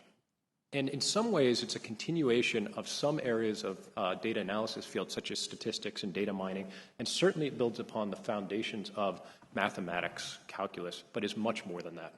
Data science is almost always for a reason, for a purpose. So that's an important thing to think about. So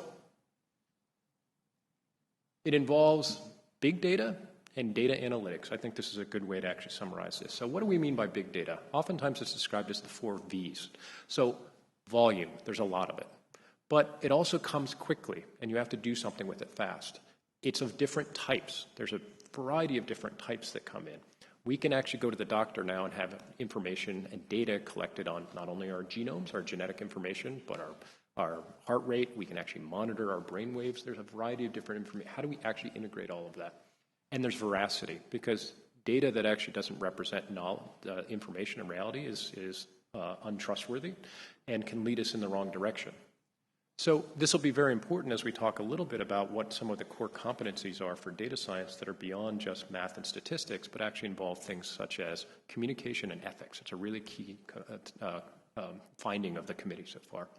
So data analytics is a novel way of extracting useful information from data. You just heard Joe Dufak talk about some of the work that he's doing in numerical modeling for volcanic eruptions. That's actually a form of data analytics, and we use numerical modeling in my lab for different reasons, but it's a really important area of research.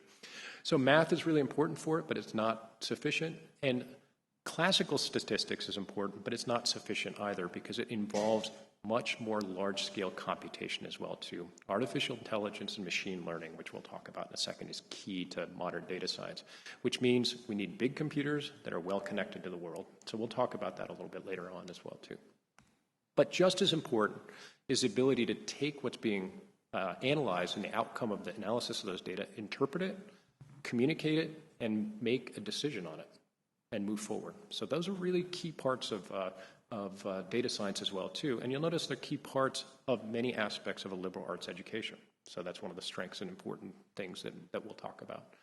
So I have much information on, a lot of information on these slides. I'm not going to go through. These were more for you to be able to actually read in your leisure on Friday evening when you actually want to have a little extra fun. You can go through and read beneath the headings here.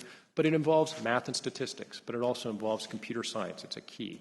But also what are called domain knowledge and skills. So this means that if data science is for a reason, you better know business. You better know biology. You better know computer science itself for applying data science. And you better know volcanology, for example. But communication and visualization is a really important aspect of it as well, too. So what have we been doing? Well, it was really important for the University of Oregon, through the composition of a large committee that represents many of the different constituencies across campus, to actually go through and take a cold, hard look at where we are, where we can go, and what we need to do to get there, because we are not the first in the world to actually think about doing data science, and that means that we really needed to think about what uniquely University of Oregon we can build on. So this is a vision that's emerging from this committee. This committee, as you'll see in a second, was quite large, but it actually doesn't represent all of the activities in data science that have already been occurring at the University of Oregon in many different places. And so one thing that the committee is oftentimes described and likes to think about is that the presidential initiative itself that was announced last year, and the focus by the President Schill and Provost Banavar was on putting our arms as a university around these activities to enhance them and accelerate them, and then make sure we build the structures and put those in place so that we can provide novel educational opportunities for our students, bring new students to campus, and increase our research. So it's a vision that was overnight 20 years in the making, I guess is probably a good way to put it. So the charge for the Data Science Visioning Committee from the provost was to go through and think about all of these different things. Now, I won't go through and read this, but there's two key points that I'll actually say here, is that the expectation was set for a rapid turnaround for the vision to come forward as an initial vision by the end of the spring term, and through discussions with President Schill and Provost Banavar to make sure that the committee was heading in the right direction, and then, which we were, and then to have the final vision in written documentation by the end of this term. And we are finishing up the document right now. So we're at 35-some pages as of last night, and we have a few more sections to finish. On June 11th, we will actually have our final committee meeting where we'll highlight the details. So what I'm going to do in the next few slides is highlight some of the core principles, the findings that we had, the core principles that then emerged from that for the University of Oregon, and some of the defining features. But there's no way that I could at this point actually present all of the detailed recommendations, for example, such as the undergraduate education models that we consider pluses and minuses of different approaches as well too. But that'll be in another nice document for you to read on the next Friday night when you actually have a little extra time. So this was a big committee. And you'll notice that this was drawn from across campus, and that's because data science is occurring in nearly every area across campus and nearly every area of society. So I won't go through and read these names, but you'll notice there's some very familiar ones to you. So Dean Nutter, Dean Sadowski, and, for example, CIO Mitten. It was really important for us to have these different viewpoints, as well as viewpoints of junior faculty, senior faculty from a variety of different places. And I actually really, really enjoyed the work of the committee over the last few months, because it felt very much like the work that we did originally on the Knight campus for Accelerating Scientific Impact, where vision that's come out of this makes us realize that this is why we're at a university, because we share so many common goals of increasing the educational opportunities and research. And I really think that looking back 20 years from now, there will be several defining features of the rebirth of the University of Oregon, and the formation of the data science ecosystem at the U of O will be one of them. So, what did we learn?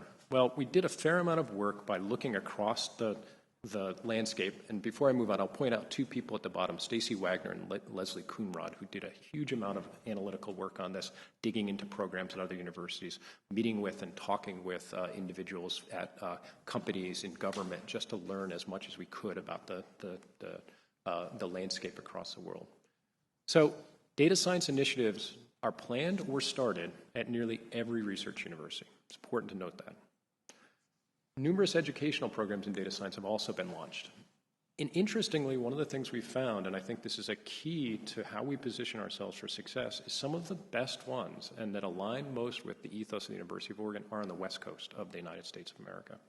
So as you can imagine, in Seattle and the Bay Area, and as I'll show at the end, we actually already have connections with some of these programs as well too, and I think it's going to be key. So this is just a subset of the examples of data science occurring in domain areas across the University of Oregon. Digital humanities, GIS, business analytics, theoretical and systems neuroscience, and the list goes on. What's actually happened at the U of O is that we haven't necessarily had a nucleating school or college for a data science program or initiative to grow out of, where at other universities, for example, in Michigan, the data science program grew out of the College of Engineering or Carnegie Mellon, Computer and Information Sciences. So the University of Oregon doesn't have a School of Engineering, doesn't have a School of Medicine, doesn't have an ag school where traditional statistics programs have grown out of. What that means is most of our progress at the University of Oregon has been in domain areas.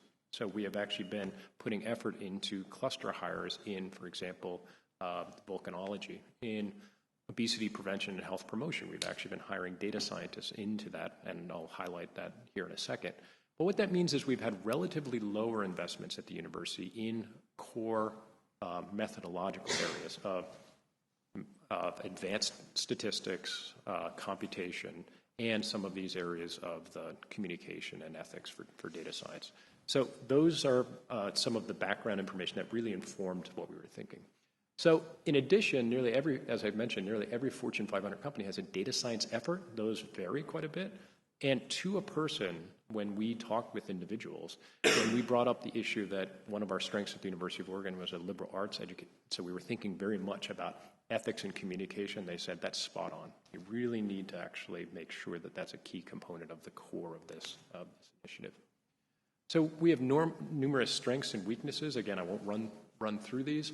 But part of what we actually have that really informed our committee is a strong interdisciplinary research history. Because we didn't have quite as many silos, we actually have this long history of people coming from very different parts of campus, for example, to form the Prevention Science Institute and bring great researchers that come together in those ways. Institute of Neuroscience, Molecular Biology, Ecology, and Evolution. In addition, we have this deep liberal arts history, and we're a liberal arts research university. So we should build upon those and the investments that have been made in the domain areas as well, too. Our challenges are because we don't have the ag schools, engineering, medicine, the normal places where one would actually grow really technical skills, investments haven't been made over the years. And so the committee's recommendations, to summarize, are to form a model that simultaneously builds upon those areas of investment and by faculty and by the university in domain areas, builds an ecosystem that strengthens those areas and connections, and then in many ways builds up and mitigates some of the weaknesses we've had in more of those technical areas. So we'll talk about that in a second. So here's a high-level summary of our vision and guidance. I'd be happy to answer any questions now or at any point in the future. And I will remind you that this is our guidance. These are not decisions. The committee was asked to actually provide guidance to you, to the president, to the provost, and to the faculty for what we see are good ways for us to head. So what are our goals by building such a program? I think it's really important to start from that and say, what are we trying to do? Well, we really want to build upon this history of interdisciplinary research in liberal arts. It's not to pull this out and sequester it away. It's actually to build upon and enhance what we've already done. And then to mitigate these relative historical weaknesses in areas that we haven't invested much in. So those were the guiding goals. So we came up with the principles for what the vision that we should present should be. Well, data science covers nearly all aspects of the university, so it should, to the largest extent possible, cover as much of the university and bring it in as best as possible. And we'll show you a hub and spoke model here in a second that actually highlights that. It should be large enough to grow interdisciplinary research efforts and thus the grant pace for new funding, educational opportunities for existing and new students, collaborative efforts with academic institutions and industry that we don't have right now, and should grow positive impacts on society. And a key defining feature of the guidance that's coming out of the committee is that this should not be rearranging the deck chairs at the University of Oregon. It should actually be growing the entire endeavor. There are students who don't look at the University of Oregon right now at the graduate and undergraduate level because we don't have activities in these areas, there's research that we don't perform here. There's funding that we actually don't get.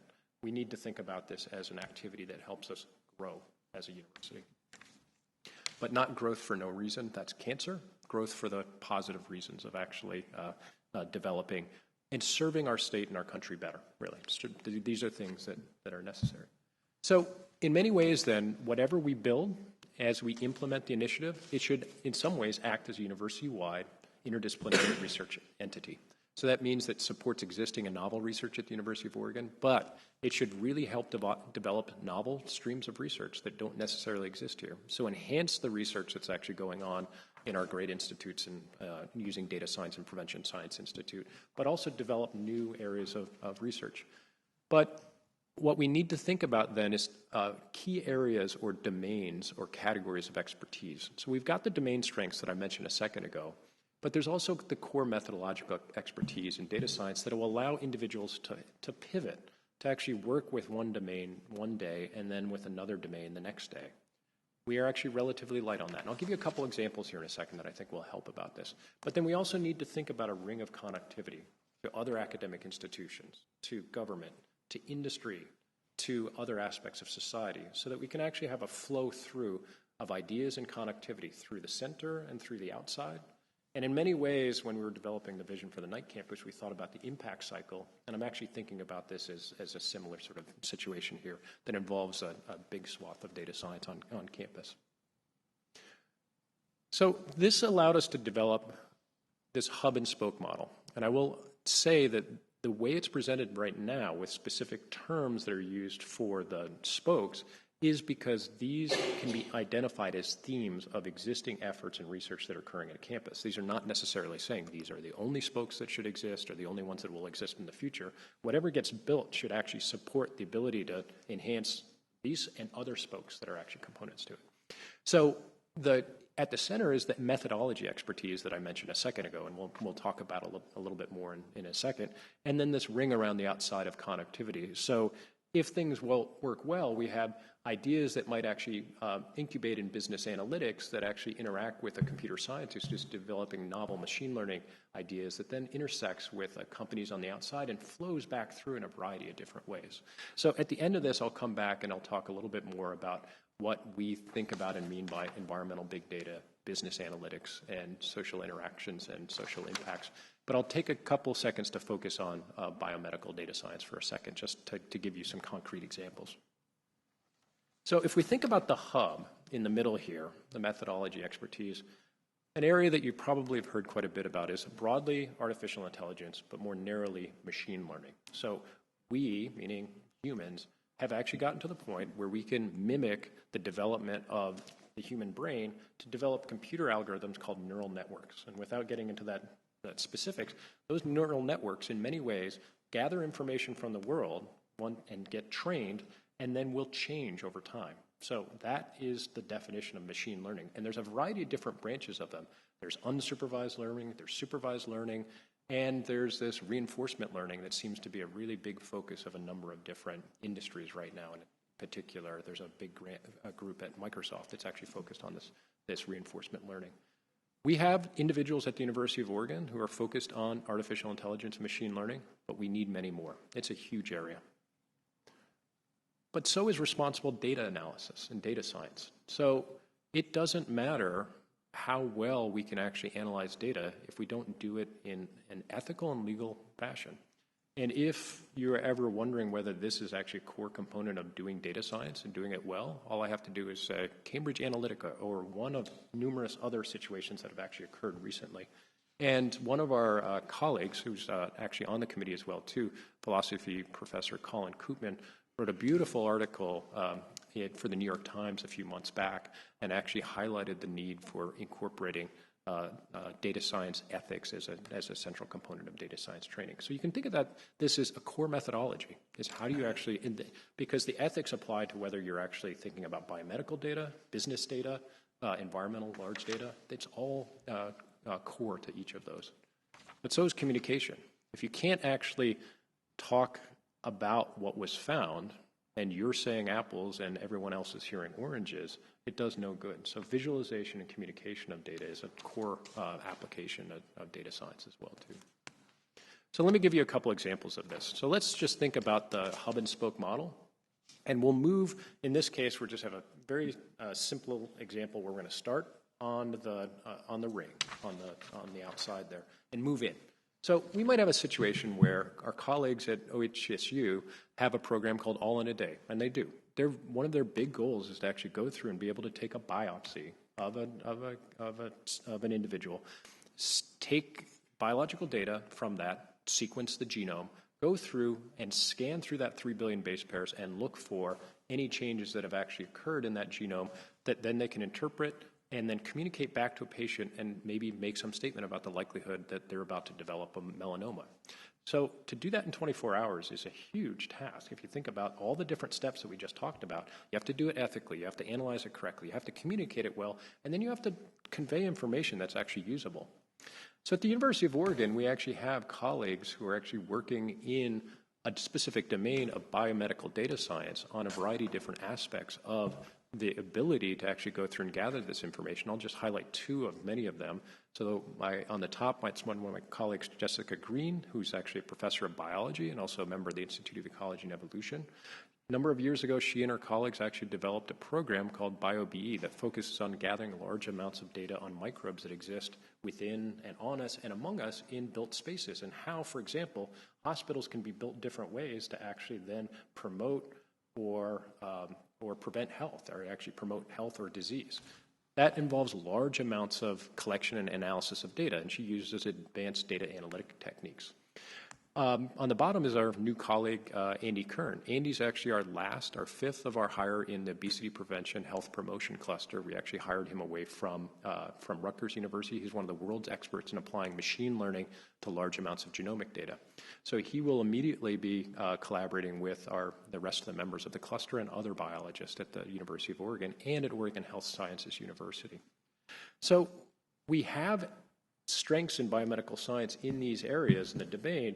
And we do have individuals who are working on these methodologies, but not quite as many. There aren't as many of them as we really would like to have at the university who could actually be focused on key areas of developing machine learning approaches, responsible data science, and communication as well, too. We're building in those areas, and I think it's really key that we're doing that, and I think it's important for us to invest in those areas. But to be able to build up in those areas means that Jessica and Andy and myself, because this is an area of work that I do, we will always be focused first on biological components of things. We'll actually be pushing data science forward, but it'll be within our domain. But these individuals that are working on the methodology here of machine learning, that machine learning approach could be working in collaboration with Andy Kern one day, but that individual who's actually developing those next, pushing forward artificial intelligence and machine learning, could be working with Joe Dufek a few months later. So in many ways, you can think about the hub as a roundhouse, if you think about trains, where ideas can come in and pivot and move out. And that's a great way to actually make connections in research and education across the university. Because fMRI data or magnetic resonance imaging data that's collected by a number of our researchers in neuroscience, in many ways that image analysis of the brain requires the application of machine learning to identify firing of neurons. In addition, our colleagues at Oregon Health and Sciences University want to develop the ways to analyze image data, biological image data, and a variety of image data in a very fast and responsive way, so that continues to allow that connection. So the folks who are doing the methodologies have pivoted a little bit to work with neuroscience and have another angle of connection with OHSU, for example. But anyone who is actually working on image analysis using machine learning could then be thinking about facial recognition as well, too, because facial recognition is another form of image analysis that uses machine learning. So that individual could pivot, work with someone working in the domain of cybersecurity, for example, and think about image analysis, and then that leads to a whole different set of connections, whether it's Apple, thinking about face recognition to have your phone open, or image recognition that's happening every day on streets around the world. And of course, if there was any question about data science ethics, probably comes straight to the fore here when we think about individuals actually being identified through facial recognition throughout the world. So that brings back the point that the responsible data science and communication is very critical in relationships like this. So I hope that actually gives you a sense of what we mean by the hub versus the spokes versus the ring of connectivity. So just to give you an idea of when we talk about these different areas, I give you a sense of biomedical data science. That involves a variety of different ways that data are gathered, genomic data, neuroscience data, a variety of different things like that. I think the environmental big data, you just saw a very good example of this. Humans are constantly gathering a distributed data for remote sensing, to monitor temperature changes, to monitor how the Earth is actually moving. And in many ways, we are getting better and better, to get back to your question, Chuck, about making predictions for the future because of the development of more advanced numerical models and modeling for the future. But those two things go hand in hand, to be able to gather more data and analyze it more quickly to make predictions. Business analytics, to go through and gather information on the market, your customers, to figure out very quickly how to get an unfair or a fairer competitive advantage in the marketplace. I can hear competitive advantage. That's right. It's fair. You're actually doing it. I can hear Dean Nutter in the back. And social interactions and social impacts. This is a huge area. Thinking about the research that we have, top-notch research in the College of Ed Prevention Science Institute, thinking about how families, communities, and society, how interactions that individuals have growing up as a 3, 4, 5-year-old can impact the rest of their life. And very large amounts of data are being collected, for example, by my colleague Leslie Lev, who has this huge data set that she's working in collaboration with a number of research universities, 50,000 individuals that have actually been data collected on their social interactions, their biological data, to make inferences about how best to actually to raise children so that they grow up happy and healthy in the world, to not only treat diseases, but to prevent them before they actually happen. What's interesting about these spokes is they don't line up necessarily with traditional schools, colleges, or departments. So, for example, business analytics covers economics and the School of Business. Biomedical data science, we've got individuals doing biomedical data science at College of Ed, and College of Arts and Sciences. But the social interactions, social impacts, individuals in the law school, College of Ed. But there's a huge amount of research being done in the School of Journalism and Communication and the College of Design on how individuals interact in social networks and how that actually leads to understanding or misunderstanding, for example, in recent elections, things like that. So by actually having these spokes and defining them, not to be restrictive, but to be as pathways or avenues to actually bring people together, to develop and to increasingly put expertise into the methodology that can be rotating, that can actually act as a roundhouse, and then also to develop deeper and more connections out to that ring through industry, society, government, and other universities, will actually allow us to make a data science ecosystem at the University of Oregon that's not siloed, but builds upon the distributed strengths that we have here. Will this be easy or fast? No. Can we do it? Yes, we can. We just need to be very intentional about it, and I think this is a really key part about this is I don't think we can do it alone. I mentioned at the beginning that some of the best examples that we could come up with were data science programs and initiatives on the West Coast, and 2 of them actually happen to be at universities that we have long and deep relationships with. One's the eScience Institute at the University of Washington, and their motto is advancing data-intensive discovery in all fields. And probably the closest to the vision that emerged for us is the Berkeley Institute for Data Science at UC Berkeley. And it's really important to note that the Berkeley Institute for Data Science similarly covers a wide range of activities on campus in the way that we're actually thinking about as well, too. The single largest class at Berkeley right now, intro class for undergraduates, is Introduction to Data Science. So that just gives you an idea of actually the opportunities at the University of Oregon. So I think that we could be a good program by ourselves, but we can be part of a great network of data science programs on the West Coast. And what's really exciting for me is that we already have a set of connections that are built through research collaborations in surprising ways already between the Berkeley Institute of Data Science and the eScience Institute and folks who are actually at the University of Oregon, including myself, have connections with the Berkeley Institute for Data Science in ways that I think we can build out very quickly. At the same time, up and down the West Coast, we, as you know, have a backbone of information technology industry that we would be foolish not to really sort of align ourselves with more than we already have. To be part of this backbone of academics and backbone of industry up and down the West Coast, I think would be a great way for us to actually move forward very quickly and be part of a great network. But of course, we can think about our connections to the world, and I know that CIO Minton was here yesterday telling you about the activities for actually developing out the Oregon Fiber Partnership throughout Oregon. That's extremely important because we are in a beautiful place. Many of us, we love Eugene, Oregon. It's really nice here, but we're pretty isolated. So we need to make sure that we can get electrons back and forth very quickly. So the investments that have been made over the last few years in high-performance computing, the Talipus supercomputer that you heard Professor Wallace and Professor Dufek talking about, it's been extremely important across campus. But just as much are investments in connectivity throughout the state of Oregon, both academic and industry partnerships, and up and down the West Coast. There's growing focus and collaboration occurring between the University of Oregon and different programs called CENIC, which is a California network of high-speed internet, and the Pacific Northwest Gigapop. That's really important for us to actually be building out as we are. And it just goes to show when you have a great team of people like Jesse Minton, Steve Huter, Nick Maggio, David Conover, all focusing together as a team on thinking about how to build this out, all of a sudden we move from a dark hole between California and Washington to be part of this network up and down the West Coast.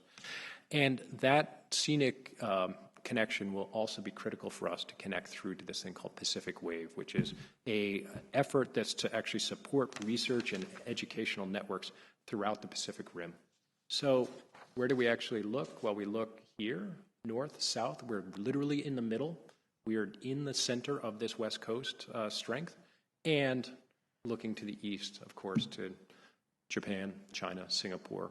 So making sure that as we build out our network and our ecosystem at the U of O, it's built out as part of this ecosystem of data science on the West Coast and up and throughout the Pacific Rim.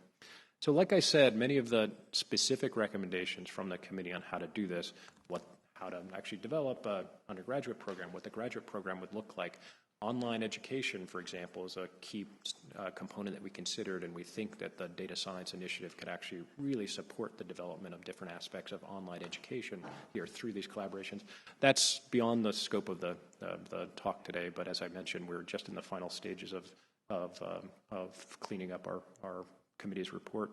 And like I said, I was excited when I started, and I'm even more excited now than I was before, because I think we're at a turning point that 20 years from now, I and hopefully the rest of us will look back on and think about this being like a key point. So what's the timeline? Well, we're at the end of 2018. We're creating the vision. We have a vision that's emerged, and I think it's one that'll actually be very appealing, and as it already has been, but now we go through the process of making sure that it's vetted and approved and really embraced. I think that's a good way, by the rest of the campus. What that means, though, is we actually need to turn into an implementation phase. So I've been using the term initiative, but eventually we're going to have to call this something, so an institute program, something like that, because an initiative means we started, we created a vision. From here on out, now we build something. We actually build that thing. So taking the committee's report, we need to think about the initiation of the implementation plan. How do we actually build what we're going? So we've already started to do that by making investments in the relatively recently and officially in the institutional hiring plan, but that's been happening previously as well, too. We've been making hires in math and biology and computer science for a number of years. We as a faculty have been focused on these hires. But there's some key things we really need to think about is, well, what are some of the key space and resource needs to give us an identity? How do we actually then draw eyes to us, whether those be top world-class faculty members, top students? How do we actually support this program? How do we actually collaborate with the other schools and colleges across campus? How do we work with them to actually develop new educational approaches? So really the next 2 years we're thinking about, very quickly we can build out the research base by adding new faculty, graduate students, and then start thinking about developing those education, and at the same time develop those educational programs as well too. And that'll take a couple of years because to really sort of get those implemented, go up through the institution, up through the state appropriately so. But by 5 years from now, we should really be reaching maturity. And at that point, we will either will have succeeded or not.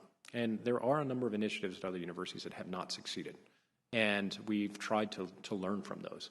And one of the main ways that they have not succeeded at other universities and institutes is they haven't truly embraced all of the partners who could contribute to the growth. And I think that's something that we'll need to keep an eye on at the University of Oregon, is to actually focus on all those areas where we already have buy-in by people actually voting with their time and their money, and build a structure that actually allows and supports those investments and hard work by people. But we really need to actually think about, at that point, we should have strong connections inside and outside the academy, up and down the West Coast, and then throughout the Pacific Rim. How do we know if we've been successful? Well, here's a series of them. We really need to think about it in terms of research, education, and then that connectivity. And instead of reading through those, I'll just put those up there for a second. We need to constantly monitor and make changes as we move along. And the committee, in my opinion, has come up with a vision that allows that nimbleness and organic growth of the structure to actually happen and change as we move along. So I'm pretty excited by the vision that we've created. So with that, I know I went on a little bit long. If there's any questions, I'd be happy to. Thank you, Bill. Yeah, go ahead, Janelle. Really exciting stuff and impressive. I didn't think things moved at the university fast, so the 6 months is pretty amazing. It seems to me in this proposal, if you will, that there's incredible potential and capacity to build capacity both across the university and people that aren't as up on this with you, and these are grown-ups I'm talking about, as well as across industry, and it seems to me that could be part of the funding model for some parts of this. So have you included in there a professional development strand for other faculty, colleagues, and or business entities in the state? Yeah, we have. We actually consider that quite a bit.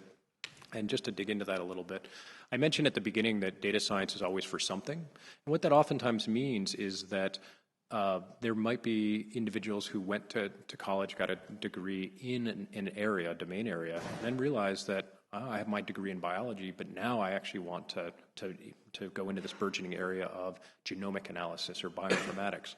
So there's a huge opportunity for us to actually have at a graduate level an accelerated degree program that's probably has an internship component to it, where people who actually have that domain knowledge then are polished with the data science aspect of it.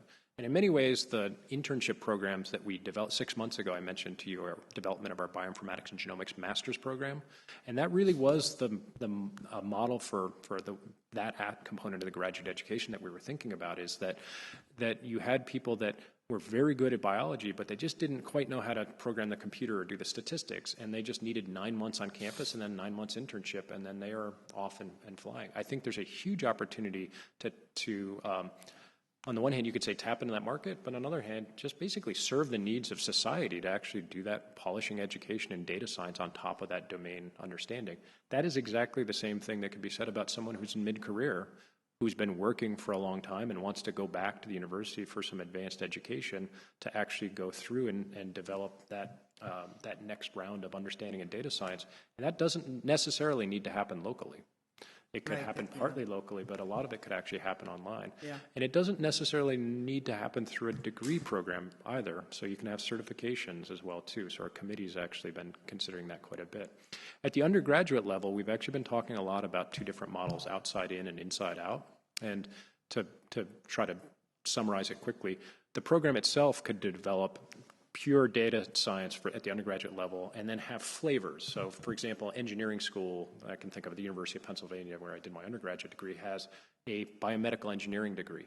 It's by itself in the engineering school.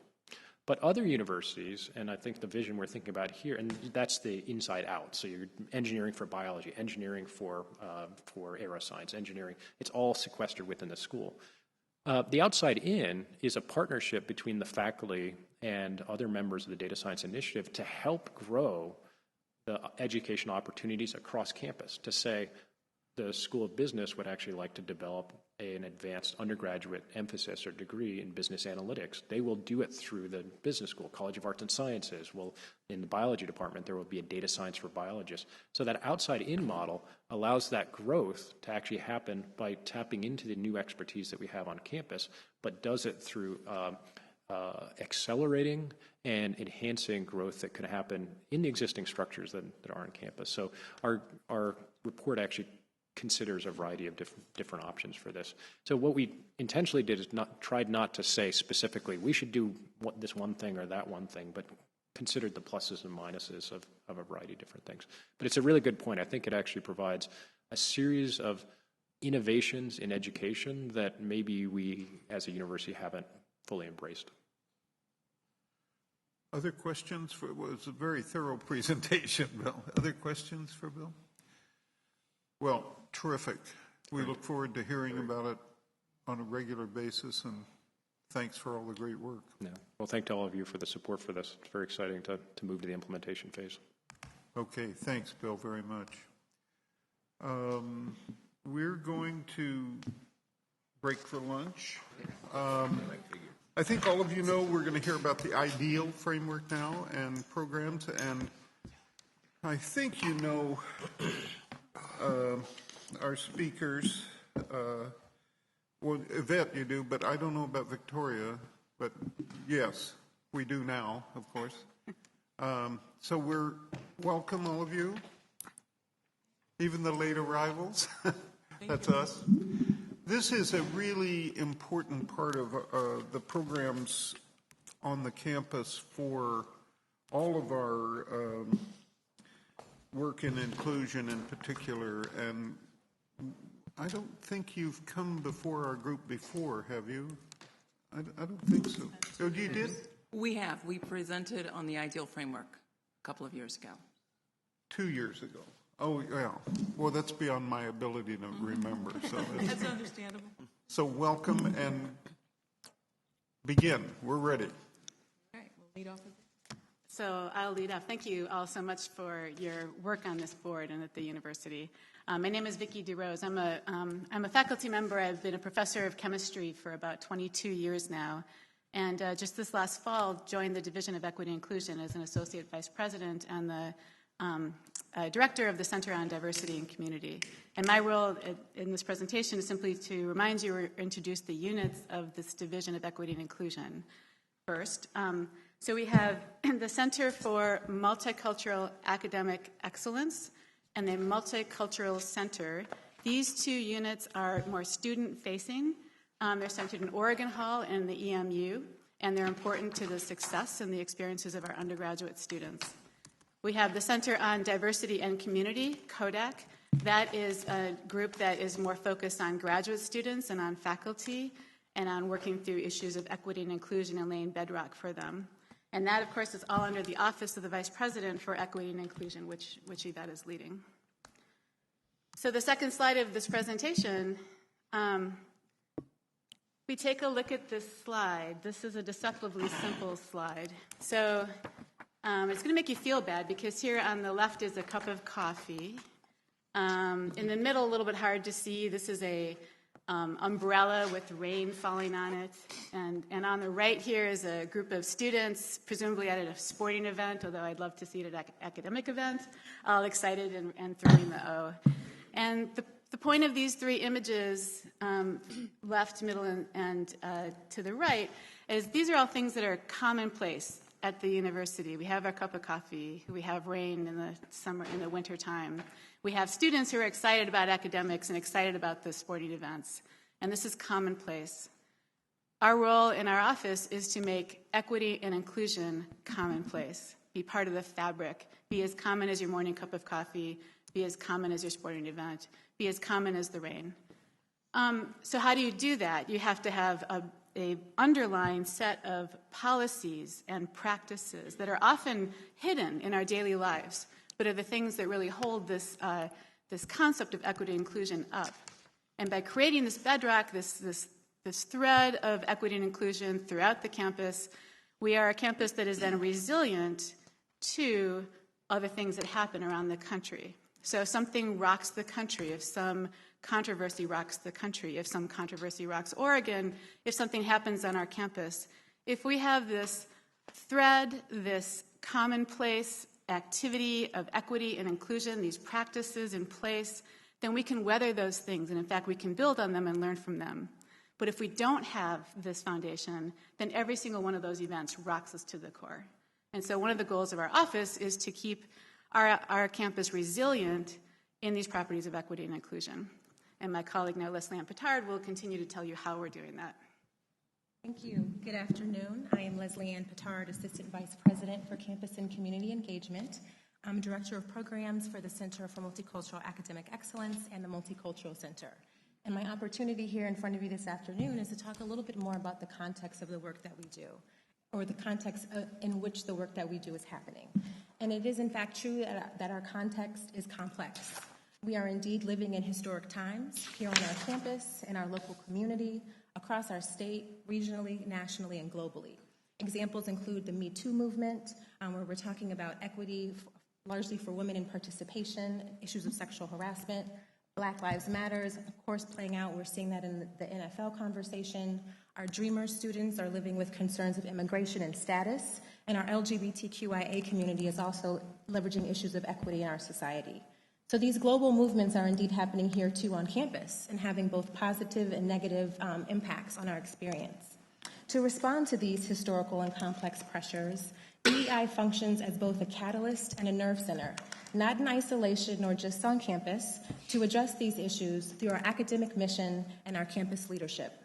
Importantly, our work positions campus members and shareholders to be ambassadors of these issues, not just in UO buildings and classrooms and in laboratories, but across the world.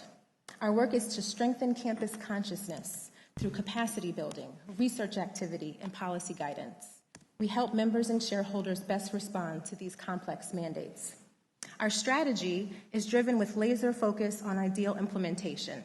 Ideal implementation intends to embed these pillars of inclusion, diversity, evaluation, achievement, and leadership into our daily practice, advanced through three key elements: embedding, aligning, and mobilizing. Ideal must be embedded in the local and central levels of campus. We provide direct support to each school college's diversity action plans, shorthand DAPs, ultimately emboldening local control and creativity. The DAPs help DEI remain intimately connected to campus's needs and priorities. This strategic approach helps us align those principles across a shared campus-wide framework. We realize that each DAP is unique and aligned to each unit in school while remaining centrally focused on ideal. We are proud of what we have achieved to date, although we realize there is much more work to do, requiring mobilization. We need all members of campus to do their work and to be activated around their DAPs. In DEI, we continue to build our capacity we continue to build our own capacity and further understand how best to do that in support of our members and shareholders. Across these three elements of embedding, aligning, and mobilizing, DEI serves campus by providing assistance, supporting DAP leads through their pinch points. We regularly check in with deans, vice presidents, and directors who are directly engaged in ideal implementation. DEI also supports the DAP working groups. Those are defined by the common needs of the diversity action plans and were further detailed in your supplemental materials. Our trifecta strategy assists the UO remain efficient, coordinated, and resourced. We know our strategy is impactful. On Tuesday, we hosted Showcase Oregon, which highlighted how we align, embed, and mobilize our campus and local community. On display was our shared work. We had more than 40 submitted diversity action plan posters, hosted 9 diversity action plan talks, DAP talks, and had several student leader panels intending to highlight our ongoing efforts and priorities and making diversity, equity, and inclusion truly commonplace here at the UO. Thank you. So building on the conversation started by Vicki and continued by Leslie Ann, I'd like to talk to you a bit about progress and our vision for the future, leaving ample time for engaging with you over discussion and questions. Before doing that, I also want to say that this work has been made possible by the leadership of our president, President Chill, who has helped to advance this work by prioritizing it in many of his initiatives. I'm also grateful, as Vicki indicated earlier, for members of our team who are here, some of them in the back. We serve 25,000 students, several thousand faculty and staff with a very lean team, and their work has been really pivotal in moving the work that you've seen forward. In terms of progress, it's important to understand, again, context, focusing specifically on two different pillars of progress. One, the challenging aspects of progress. What have we had to work through on the way through to being successful? And then, what does success look like? Since you can read, I will just point out two challenges. The first has been mentioned by both Vicki and Leslie Ann already, and that is the national climate. And that's why it's so important for us to think about equity and inclusion as something that has to be embedded in the daily processes of the university, in the policies and the structure, the way that we do our work and the way that we consider ourselves. Because without that foundation, each and every one of these crises could have brought our work to a halt. Not only the work of DEI, but the teaching, the research, and the way we function as an institution. I think the second issue is really capacity and resources. And usually when we talk about capacity and resources, we always talk about money. But we're going to be above and beyond that to really think about the fact that resources are also in terms of time. So we have staff and faculty and students who are here to study, who are here to teach and engage in research. And what we're really asking them to do is think about institutionalizing equity and inclusion as part of these daily processes, which takes additional time and effort. It's important to do, but it has to be done on top of the work that is considered normal. So what has to happen in our context is helping the university and the folks who do this work to understand that it is in all of our best interests to engage in this, because one unit alone cannot do this work sufficiently and effectively. Moving beyond those challenges to some of the successes. Leslie Ann and Vicki have already mentioned the diversity action planning process, and indeed, the last time we presented to the board, we presented the ideal framework. And right after that, with the President's leadership and the participation and collaboration of our deans and vice presidents, we were able to move that work forward. In addition to that, though, we'd like to point out two additional successes. One is statewide and national influence and impact. And you might ask yourself, what does that look like? In terms of statewide influence, our office and the people who work in our office have been called on time and again by the governor's office to help move initiatives forward like student success, which is of national interest, not only in America, but also globally. People are asking themselves, what is the value of higher education and how can we situate and leverage the resources of the institution to facilitate student success? And so we have people in our office who have been called upon by the governor, by the HEC, to work on committees to leverage the innovation that is occurring at the University of Oregon in a statewide way.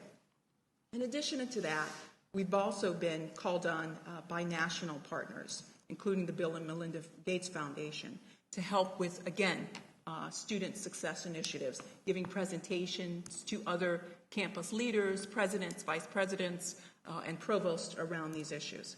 So the University of Oregon is not only doing the work, but being recognized nationally for that work as well. We also say that the work of diversity, equity, and inclusion is not only about the head. In other words, the way we think, the way that we organize, not only about the hands, how we do our work, but it's also about the heart, the values that guide and motivate the work and the outcomes that we want. And toward that end, we have seen a shifting of the atmosphere, or the way in which people engage the work. When we first started talking about the LACE framework, love, authenticity, courage, and empathy, folks were saying, what does love have to do with the work of the academy? And we say it has everything to do with the work of the academy. And more, we see our faculty and our staff and our students using that term to describe the importance of patience and forgiveness and community building, because all of those things are important to engaging students in success and to retaining the very good faculty, staff, and students that we have here. Authenticity has been another part of that value, that LACE framework, really allowing people and creating the space for people to bring their whole selves to this community and engaging that way to further the academic mission of the institution. Courageousness has been another part of that value, that LACE framework, this idea that even if you are afraid, do it afraid, or to go unafraid into the new and challenging aspects of the world, because we are preparing our students to lead on a global stage. And then finally, this notion of empathy, that the idea that we need to really help folks to understand how to think alongside of others, that you may not understand their perspective, but be willing to think about their perspective as part of being a part of this larger community, bringing about what we consider an ethic of care. So moving forward then in terms of these challenges and successes, we'd also like to talk briefly with you about our vision for the future. We have, with the help of our campus partners, worked on, thank you, Leslie, worked on best practices in institutionalizing these diversity action plans across campus. In fact, we've come up with a new term called Daptivation, marrying both the diversity action plan and activation, and we thank Leslie Ann for that wonderful coined term, Daptivation. You should have in front of you actually t-shirts. We've been pinching pennies and saving our funds to actually provide the university leadership and those who've been working in the field on the DAPs with something that brings the work together. And so on the back of those t-shirts is the ideal framework. And that's what we've been doing in large measure, institutionalizing that work to create this more welcoming, inclusive, diverse, and healthy environment. So what's been the result? And what do we want to see as the result for the future? The first is that right now we're really working hard to make the University of Oregon a destination of choice for the best faculty, staff, and students from around the world. We not only want this university to be that place where they come, but a place where they stay. And so that magnet, when they hear the University of Oregon, when they see the O, they think of us as the best place to be in a broad and inclusive way. Secondly, we also want to continue our work in climbing to be a national leader for creating promises and practices around issues of equity and inclusion. And just a reminder of what equity and inclusion mean. Equity is this idea of fairness, removing barriers to access and opportunity. And then this notion of inclusion is not just symbolically representing people of difference, whether that's ideological difference or cultural difference or experience, but really including them, making their opinions, their contributions part and parcel of the decision-making processes of the university so that they're being impactful. We want to become a leader, more of a leader than we already are in these processes. And then finally, since the institution is an educational institution poised and focused on this notion of higher learning and education and lifelong learning, we want this place to be more of a self-enforcing community, so that we're not just embedding, but through the embedding, that becomes reinforcing and driving even new change and more promising practices into the future.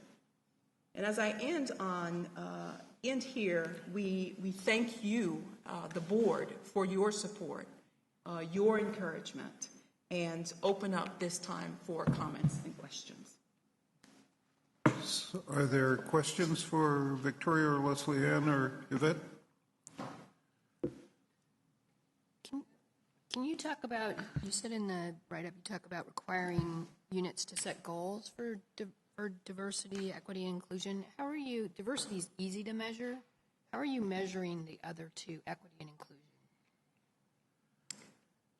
So I will lead off, but then Leslie Ann and Vicki should chime in as well. What's important to point out as a prelude to answering your question is that each of us has been working with various units on campus, so that looks differently depending on what we're doing.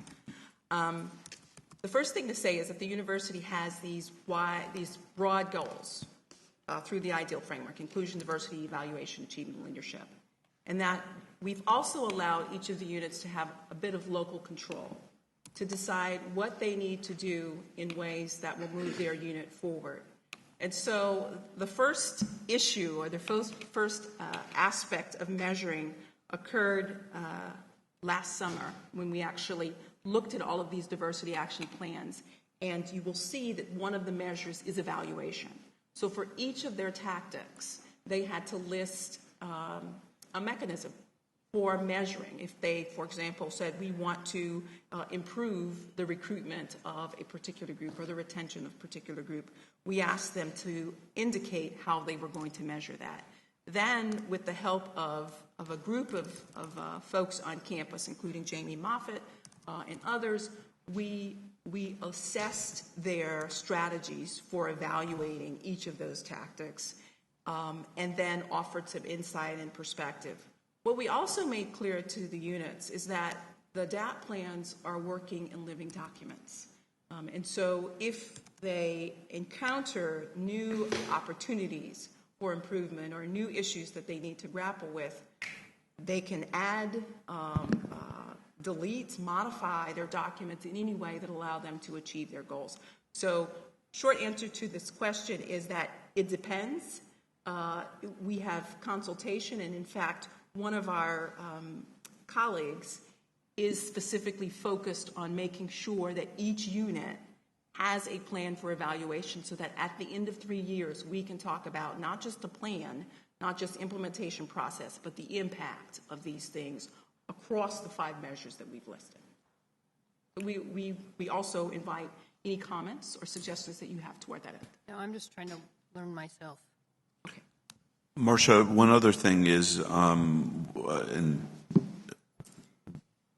part of the diversity action plan is that the provost and the president will, in annual evaluations of the deans, take into account their progress towards the goals. And the initial thought, and still is the thought of Giant and me, is that we wouldn't have a university metric on everybody because there are different circumstances.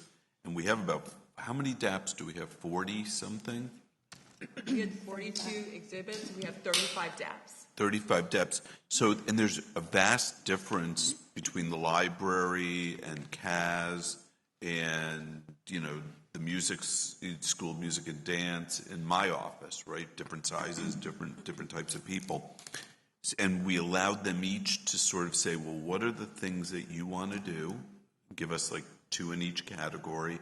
Give us a metric on each one. And then you'll be evaluated on that every year in the annual evaluations. And I think what it allowed people to do is come up with things that were obtainable. They're not going to suggest things that they know they're never going to be able to do.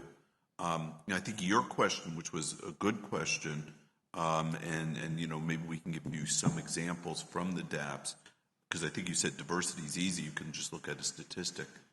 How do you create a metric for inclusion? And we can give you some examples. I'm partly asking, so I'm trying to figure it out. Right.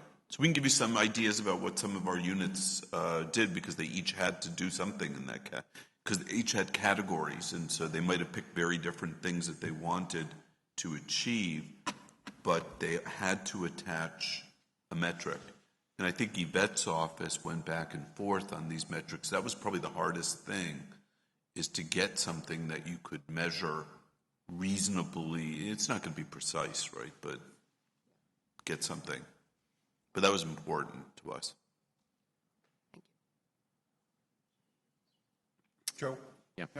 We heard earlier from incoming President of the Senate, Bill Harbaugh, who in his comments mentioned concern about retention and having exit interviews.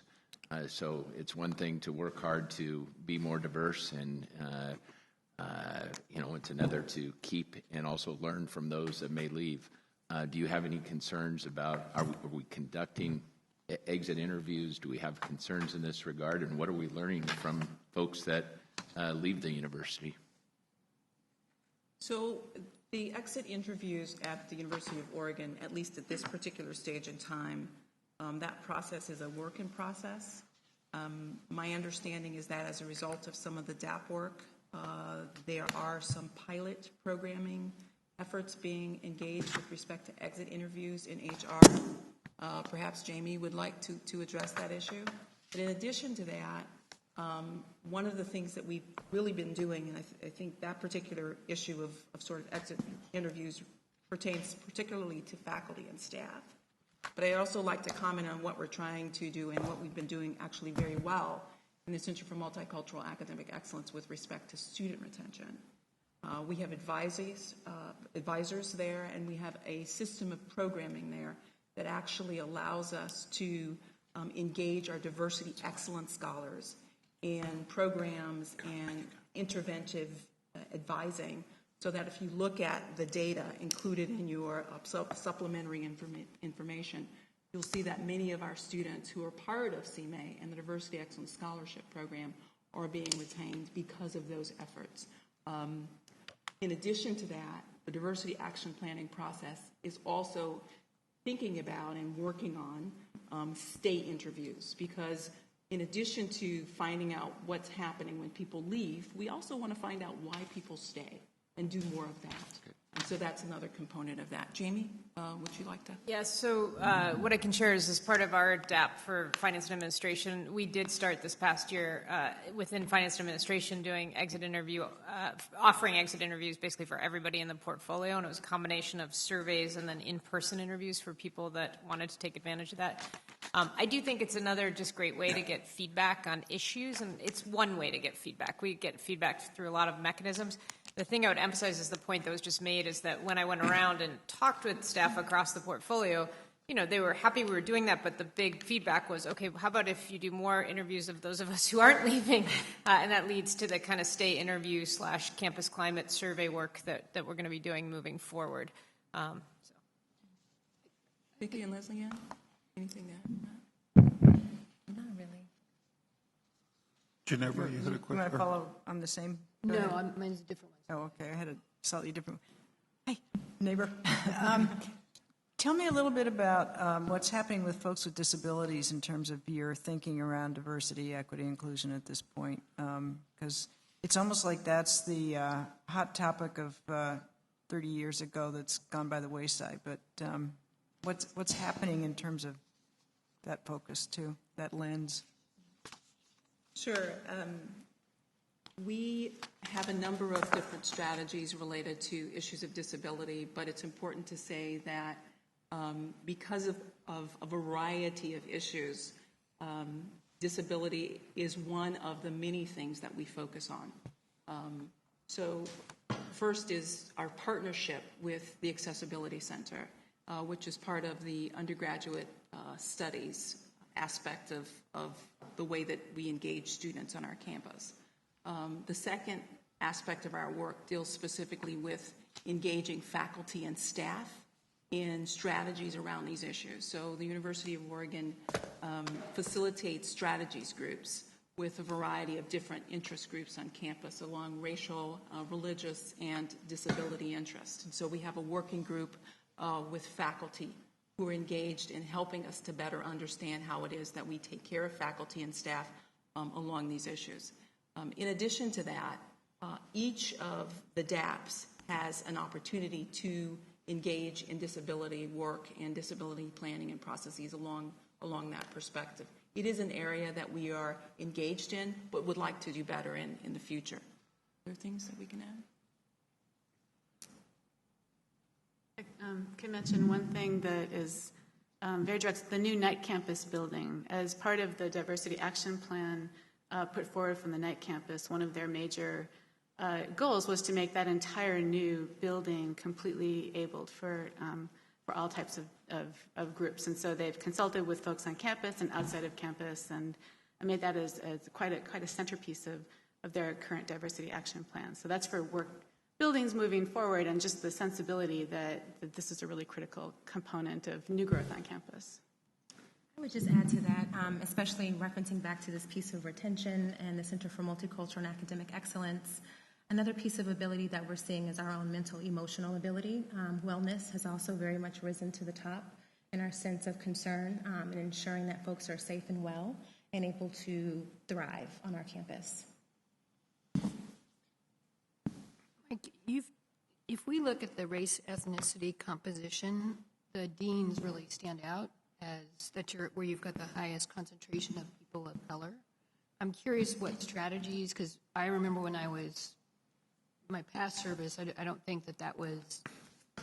I would imagine this has increased dramatically over time. So I don't recall when I was a trustee on the foundation that we had that level of diversity.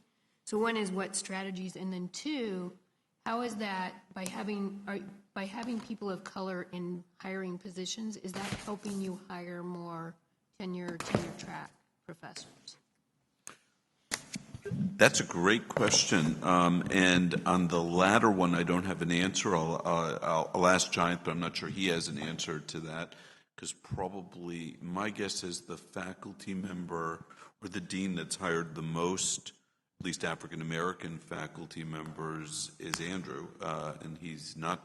I mean, I don't know what group you're from, but you don't look like you're other than a white male. But so I mean, I don't think it's necessarily directly related to the race or ethnicity of the dean. And one of the tools that Andrew has used is a Black Studies program as becoming a magnet for people to apply for positions. But on the, I do think we placed an emphasis on diversity among our deans and our leadership, and also gender. Now, as we did that, I'd like to say that was all part of a plan that we came into. At some point you adapt. And I think that I remember at one point when I came, so we have almost all new deans. I think with Sabrina, I think we have everyone is new as a dean other than Randy Camphouse, as well as a new provost. Pardon me? They're all less than 5 years, although Randy is the one that I didn't have a role in picking, because it's new for me, which is 3 years. So I will say one of the things that we did was we initially, my first year, we chose some deans, and then we looked and we were seeing, well, actually it wasn't as diverse as we wanted, and particularly they were all men my first year. So then we very much told the search firms that we wanted to see a more diverse pool. We were very conscious about diversity. What I can say is, and without any doubt in my mind, each of the people who we ultimately selected, we had much more diverse pools, but they were our first choices. And so we didn't put our finger on the scale in terms of who we selected as the deans, and we got a tremendous group of people. But it was, I think Yvette would agree with me, although I'm pretty sure you would agree with me, because I've learned some of what I know from you, maybe all of it, is that you have to be conscious about it. And if you're not conscious about building the pool, you might not have much on the other end. And so I think that's what the major difference was. And it was a learned thing when we saw that our pools were not diverse the first time around. I'd also like to add that at the same time on campus, we were also engaged in implicit bias training and more objective focus on how it is that you build diverse pools. And so that was another part of this reinforcing process, because you had search firms, but you also had faculty who'd gone through these processes, right, and they brought those issues through the top. Again, another outcome of the diversity action planning process and some of the work. I'll just make one more comment as a faculty member who participated last week in our active recruitment training. We have, thank you, Vicki, and others, we have through our new institutional hiring plan processes and various required trainings for search chairs and for faculty and staff and students involved in making recommendations for hiring, things that we just didn't see 3, 4, 5 years ago. And with the explosion of new hires and our institutional hiring plan that's much more strategic, we now have a much more developed process for identifying both our implicit biases, but taking active steps to recruit a more diverse and qualified pool. And we recognize that there are many advantages to the health and vitality of our campus when we diversify everybody in our community. And so I think those requirements are going to be sort of foundational in how we build. And I just really appreciated that you did that last week and I participated. But I think it's a big step forward from what we did just a few years ago. I have a question. I am assuming you work strategically with Roger and the enrollment group with respect to recruiting students. Are you starting to see some positive ramifications with respect to recruiting for diversity as a result of all of the work that you've put in the last few years especially? We're seeing small gains. What's exciting about the diversity action plans has been the opportunity to take a deeper dive into exactly what you're asking.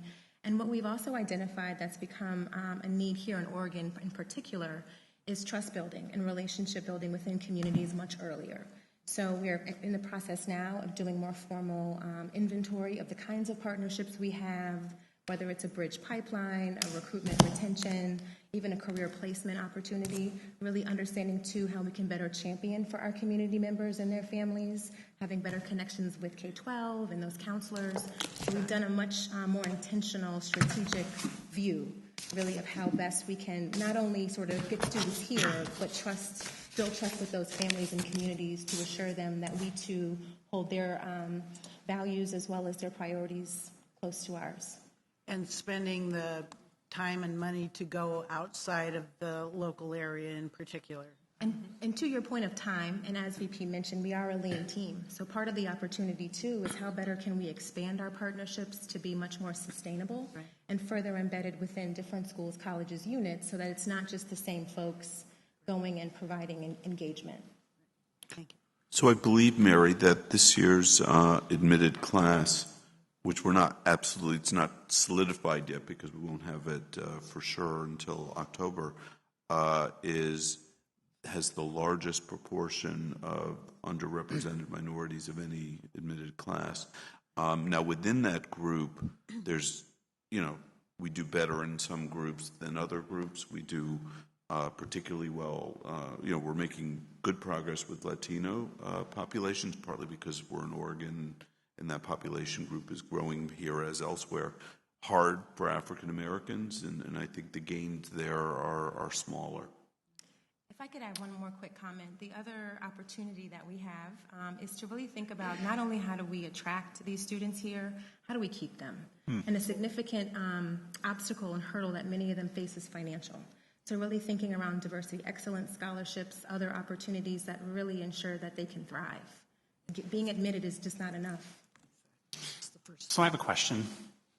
During the recent remodel of the Science Library, one of the absolute goals that we had was to have a single occupancy gender neutral restroom. And we've heard feedback from students that they really appreciate that, but they still don't feel like campus is doing enough to make them feel safe. So since you are seeing these plans, I'm curious, do you have a comment on that? Do you think we are making strides in that area for students who have some gender identity question? You've arguably hit on one of the more sexier topics, which is safety. And in our national climate, to our point aforementioned, is we are battling with a much broader issue of safety and inclusion. I know our colleagues have definitely made a tremendous impact in helping achieve gender-neutral spaces, but this really goes back to the capacity building and the ways in which our own attitudes influence our climate, and the way also that we ensure that our spaces are safe, whether that's relationships with the police, our sort of on campus or locally, which is a tremendous opportunity area, again, that we have. Any other? Oh, sure. Just a comment. I wanted to commend your whole team. It really was refreshing to hear a lot of the progress that's been made under your leadership, Vice President Senso, and obviously your team. I remember 3-4 years ago, we were coming from a different place, but I think one of the biggest things that you guys are doing is putting systems in place that it takes time, and we have a lot of work to do, obviously, And I know that you all have ambitious goals, which continue to have those goals, but I think that you guys have done a really good job at being diligent, training, teaching, getting people to understand the importance of having diversity at all levels. What President Schill just said, I really appreciated your comments in regards to you just brought in the pool, but you still picked the best people. And I think that's very important for people to say and understand, because what you don't want people to start believing is that because there is a person of color in a position that they just got that position.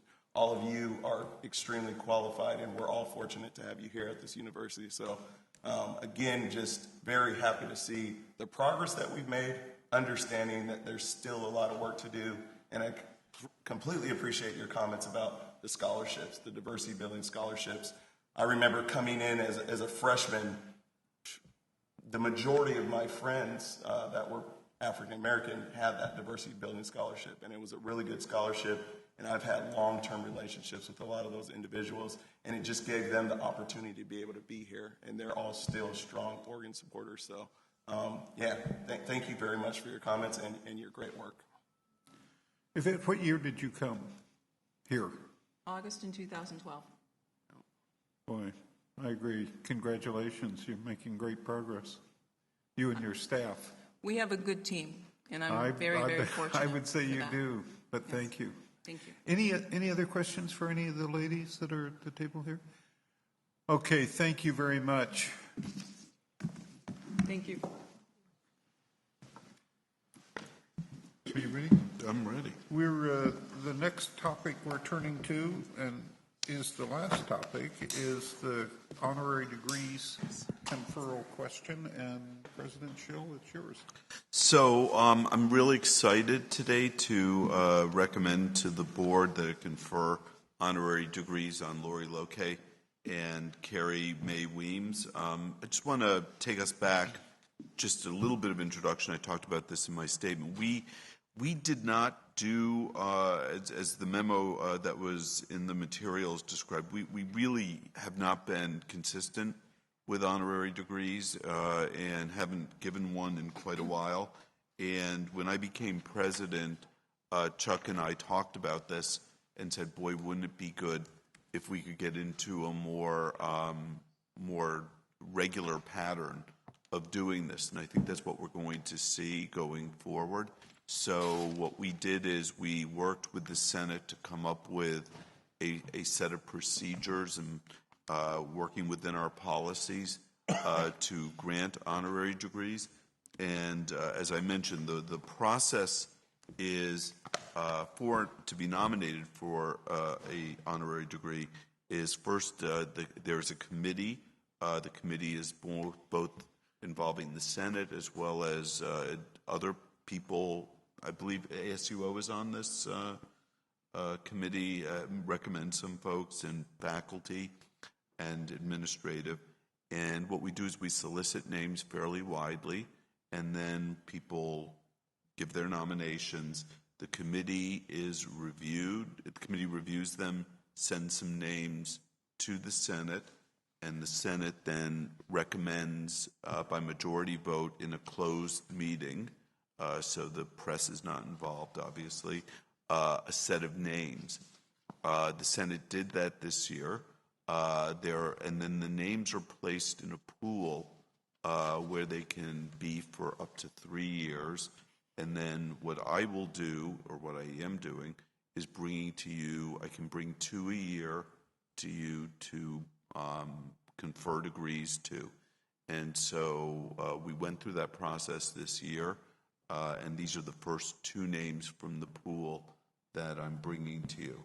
And I thought what I would do is just very briefly mention, and again, all this is in the materials, but the first, let me give you the criteria. So the criteria for honorary degree is, I'm going to read this, is honorary degrees may be awarded to those who have shown outstanding scholarship or artistic achievement in their lifetime, or those who have performed extraordinary public service or contributions to society in their lifetime. So what we've done is we have 2 people who are somewhat different, which is good. And the first is Carrie Mae Weems. Carrie Mae Weems is one of America's most influential artists. She's the first African-American woman to have a solo exhibition at the Guggenheim, and she employs images, video, text and fabric, and solo and group artworks, and investigates family relationships, cultural identity, sexism, class, political systems, violence, and the consequences of power. She was born in Portland, Oregon. Actually, both of our two honorary degree nominations are from Portland this year, and you can. I'm not going to go through the whole biography. So that's our first recommendation. If you should choose, as I mentioned earlier, to confer the degree, we would have Carrie Weems, and she were to accept, we would have her come spend a day with us when the students are here, because we would like her to maybe teach a little bit, get engaged with the students. The second nomination is someone all of you know, and that is Lori Loke. Lori Loke is the chair emeritus and founder of Business Wire, the international media relations wire service, which was sold to Berkshire Hathaway in 2006. Since then, he went to Stanford University. Since then, he has invested more than $800 million to advance learning, beginning with the school he attended when he was a child, Alameda Academy in Portland, but he's given to a wide number of universities, including Stanford, including the University of Oregon. He recently made a gift to Haifa University, a number of universities in Israel. I will say, I believe, Mike Andreessen's not here, but I believe that of all of his objects of charity, we are the ones who have the biggest amount of those schools, I'm very proud to say. Carlin says that's true, so it must be true, where he's given $150 million. And it's the range of his charity and the length of his charity here has been tremendous. And just you look at almost every school, there is something that he gave. And when I see Lori and I talk to Lori, I tell him we would not be where we are today, able to do a night campus or able to be competitive, were it not for his investments in our scientists. So we recommend. I recommend that you not confer the degree on him, not just for his gifts to the University of Oregon, but both for his achievements at Business Wire and also his charitable giving all over the world to higher education. So those are the two, and there's quotes and all sorts of other backup material. So those are the two nominees. I'm really excited about both of them. And I believe the posture of this is a motion to confer the honorary degrees. Can we do them together, or do we have to? You can do them together. They're written separately, Okay. just in case they ever want their own special record of it. So we need a motion and a second and a vote on each of them. Is there a motion on Carrie Mae Weems? So moved. Is there a second? Second. Any other discussion or question? All those in favor? I just want to make one comment. I asked my brother, who works at Museum of Modern Art, if he knew Carrie Weems, because I knew that her work was there, and he said, absolutely, she's fantastic, and she's a fantastic speaker. So when she comes on campus, I hope we can do something broader than, or community-wide. Sure. It would be fantastic, I think. Okay. All those in favor? Aye. Anyone opposed? Any courageous person opposed? And now let's take up the Lori Loke case. Is there a motion to grant the honorary degree? So moved. A second? Second. Any other comments or questions? All those in favor? Aye. Aye. Opposed? Congratulations. And I think it's terrific that you're doing this, Mike. Well, partly because of a conversation with you, you better think it's terrific. Well, I haven't changed my mind. No. Okay, any other business, Angela, before we adjourn? A motion for adjournment? So moved. Okay. Motion to adjourn. Consider ourselves adjourned. Adios. Thank you. Good meeting, everyone.